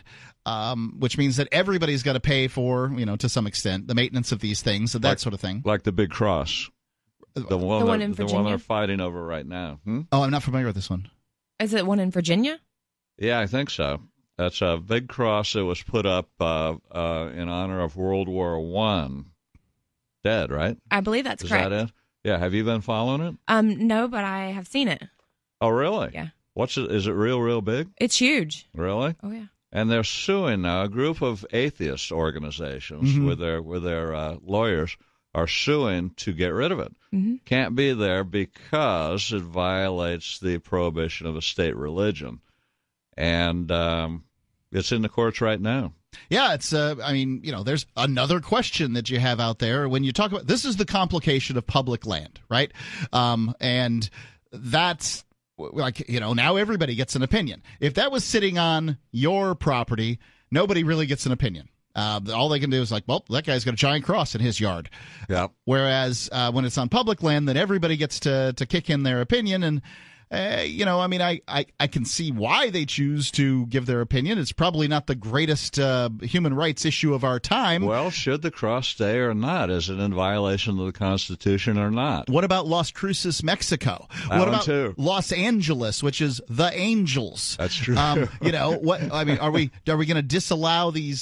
San Francisco, St. Francis. Right. I mean, every municipality in California is half of them are named after saints. But those are just names. We're talking about actual physical objects here. I understand it's easier to go after a physical object, but if you're an atheist and you have to say the term San Francisco, you reference a saint every day, several times a day, you might call that a mental anguish. I don't know. At some point or another, this is the next argument that comes down the pike. Absolutely, and they're never, ever satisfied. They always have something else to complain about. They're always triggered, Angie. They're always triggered by anything that they say that they disapprove of. And if you allow people like that to have power in your society, in your culture, everything's going to fly apart because they're always going to be complaining. They're always going to say, we can't have this, we can't have that, we can't have this, we can't have that. But the atheists, by the way, have put up a big statue in one state in the Midwest somewhere in front of the State House. Right. So that's an interesting situation. In this case, the Baphomet, I think it was a Baphomet statue of like this evil goat god looking thing. Yeah. And they put this statue up because the state court or whatever said that they didn't have to take down a Ten Commandments statue. Right. And, well, if you leave up the one religious object, do you leave up the other one? I believe that somebody, they put up a statue in another place, somebody hit it with a car in intending to take down the atheist statue. Oh, so really? They had another one made, and they've been going around trying to figure out ways to put these weird-looking statues up at State House lawns, and I think about all the time and the energy that's fought over this. What's the answer, Mark? What's the answer, Angie? What do you do? Well, what I would say is that this isn't worth my time or energy. No, I would. Well, that would be one way to address it. But my attitude would be, hey, you're triggered by it too damn bad. And look, let's admit it. Among us three right here, we know that atheists are kind of weird and kind of low life, aren't they? What? What? No. Angie, you agree with me? Back me up I don't on this. agree at all. No, the atheists are scum de la scum. Mark, back me up. No, back me up. No, More facts about this. No, what I say is that as far as it goes, you should be able to have the religion you want to have, and that you shouldn't be robbed in order to, by taxed in order to support somebody else's religion and those kind of things. I kind of feel like if a statue's in place, then no real harm done, right? Mean, what's it cost in aggregate sum to care for the Ten Commandments statue in, I don't know, Oklahoma, Enid, Oklahoma, right? Yeah. Yeah, but are you saying once the Satan statue is up, the bad goat guy with the horns and everything is up, then it's up there in perpetuity? I think that to me at that point I wouldn't demand that it being taken down. But once you see, I think this is a really brilliant idea that these atheists had, was to put up this Baphomet statue, because then what it forces the judge to do is say, okay, well, everybody gets to have theirs. Well, would you object then if I took my mighty minivan and rode over it and then smashed into it and knocked it down? What I would say is that it's probably best if everybody keeps their religious statues on private property, is what my idea. And honestly, when I think it comes to Confederate statues and these kind of things, even all war statues, put them in one park so people can go look at them all in one place. On public property? Free talk. Another edition of the Edgington Post Show coming to you live from the North American Bitcoin Conference. Mark Edge here for Free Talk Live. I've got with me James Putra from TradeStation. Now, James, you guys are making a big splash here at the event, but I must say I don't know that much about TradeStation. I hear the name, Trade, and I know what a station is, so tell me. Sure. First of all, I appreciate you having me on the show and allowing us to talk a little about what we're doing here. So TradeStation is an online brokerage firm. We've been in business probably about 20 years now. Okay. We kind of got started back in the early 90s. If you imagine when people were trying to trade out of the newspaper, they were plotting charts on graph paper. Right. It's really hard. I was gnarly. Just imagining, I really spent some time imagining what it must have been like to do trades back then when you didn't have these online brokerages that handled this stuff for you and, those kind of things. I mean, I guess you just ring up the broker and say, hey, I'm interested in this thing or that thing. Well, you would get news from your broker. You get some kind of mailed letter, and then you call them up, and they charge you some crazy fee, $250, just to go place an Apple trade on the same system that most of the market makers travel with today. Right. So online brokers came in and they kind of shrunk down those margins and did a little bit better for the customers because they were able to deal at scale with the different traders. Yep. A kind of funny backstory with us is we used to mail out CDs of data. We were one of the original charting platforms for trading, and it was really wild because before you could actually trade on electronically, you were doing all these charting on graph paper. Uh-huh. And so you're kind of at the mercy of Wall Street and the traders to actually get your information. A lot of this was end-of-day data, so we pioneered trying to bring forward the ability for people to actually take control of their own lives and do their own destiny with trading and form their own businesses. So it's kind of interesting backstory for us, we're here today as TradeStation Crypto, so we're broadening our asset class towards crypto assets. We think it's a pretty good asset class for us to be in. We offer multi-asset through the brokerage firm, which would be futures, equities, options, and we're opening up crypto assets under the crypto asset firm, and we're looking to expand that part of the business and really try to help people access this market, which is something we're pretty excited about. So I guess you guys are sort of a normal online brokerage, and then you have some crypto that you do too. You allow people everybody basically to trade that way. So we look at ourselves as a bridge between the crypto markets and the traditional asset classes. So we represent a large amount of customers between ourselves, TradeStation. You look at the other retail brokerages, Fidelity and Ameritrade. They're trying to get into the market space. It's about $2.2 trillion in customer assets that are interested, but just don't know how to get in. They're kind of, it's not easy, it's a little bit scary. So by opening up access through one of the online brokers, it provides a little bit of an easier path for them to get into the marketplace. I think it absolutely does, and I think it's a huge opportunity for any online brokerage that's going to decide, well, we'll take this angle. Do you give advice to your people on what to invest in and what not? I mean, we're sitting in the middle of crypto winter today, and a lot of people are like, I don't know, it was really great when we were making money all last year. 12 months ago, I was at the same event. I could literally not move in this room. Mm-hmm. And today, it's busy and everybody's having a great time, and I love the people that are here, but at the same time, it's not nearly as well attended as it was. We like that it's kind of the hype is boiled out of the system, right? I mean, I think it blew out the pikers. It did, and a lot of the scams that were coming out. I mean, I was here last year, and you heard a lot of bizarre stories. Right. It kind of clears the path for us to get the business done and get the work done. Right. For us, what's interesting is positioning ourselves as a broker is we're changing the way that a lot of this business is done. If you look at the current exchanges today, they try to do everything. They try to be broker, they try to be custodian, they try to be liquidity pool, and they create an environment where the customers are locked in these specific centralized ecosystems. Okay. And when you look at a broker, what our job is to really focus on the customer experience, give them the best tools, the best research, the best access to market liquidity, and through a broker, whether it's us or one of the other ones that are coming in, they're going to get wholesale pricing where you're not going to battle one-to-one with that exchange. You're going to come in with a broker that has a large amount of volume that buys those wholesale rates and is able to pass that on to the customers.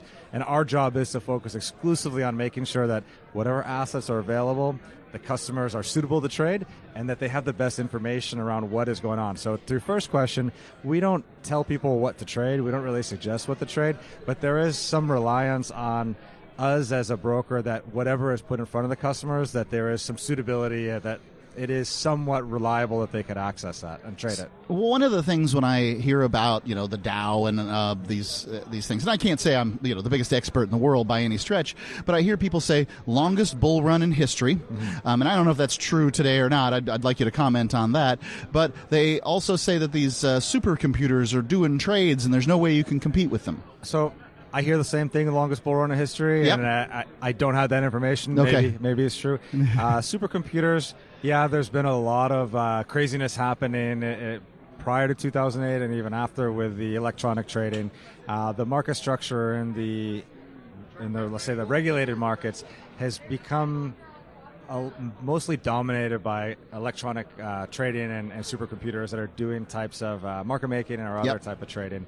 And it's interesting, in the crypto markets, it's still not that same level of electronic trading. It's still kind of fragmented markets. You can trade in the crypto market, and you're not going to get outdone by the supercomputers. Correct. Now, I would say that there is a lot of benefit to have those supercomputers involved in the space because it does create more efficient markets. Right. What we have today in the crypto markets is all these fragmented liquidity pools where the super smart guys from Wall Street are able to make a fortune on crypto right now because they have that information advantage. They know how to manipulate the markets across disparate liquidity sources. As you see things move more towards a traditional capital market structure, a lot of those regulations and controls that get put in place, although we may have an opinion whether we like them or not, they do protect the investor and they do put guidelines around what can actually happen in that market space. Right. I think that, one thing's for sure, if you care about Bitcoin's price, it has to move into the mainstream. Mm-hmm. If you care about Bitcoin as a technology, this peer-to-peer open source currency and those kinds of things, you can have different opinions on what you want to see. But price, price has to do with adoption, and adoption has to do with markets and all these things, and you can't have one without the other when it comes to those things. So what do you see from the standpoint of just sort of the crypto markets? I mean, is this a place where people want to be generally? Really? I mean, should they be generally? Not whether they want to be, because they do want to be. Should they be there? Is this a good idea, or is this a lot of people are saying scams and it's going down and all this stuff? Obviously, when your shoe shine guy is giving you advice on stocks, you're in trouble. Yeah, I think that's the question. There's a lot packed in that question in terms of should you or should you not.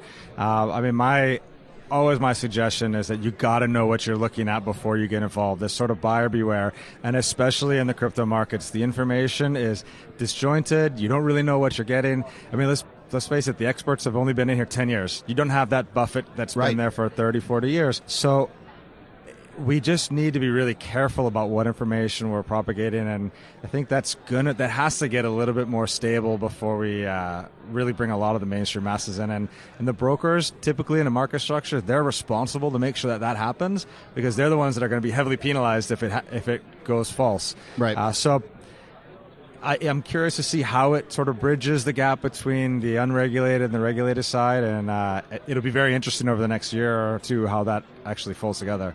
One thing I like to mention when it comes to stock prices or crypto prices or whatever prices you see is that when you see the price today, so Bitcoin, I don't know what it's at this moment, call it $3,700, right? If there's an offer for $3,700 and a buy for $3,700, you have a sale.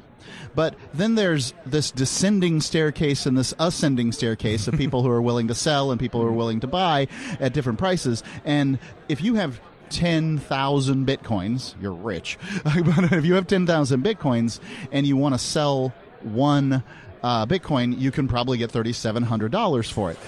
But if you want to sell... Oh, a big crash here. If you want to sell 1,000 Bitcoins or 10,000 Bitcoins, then you're basically dealing with this descending staircase of offers on any given marketplace.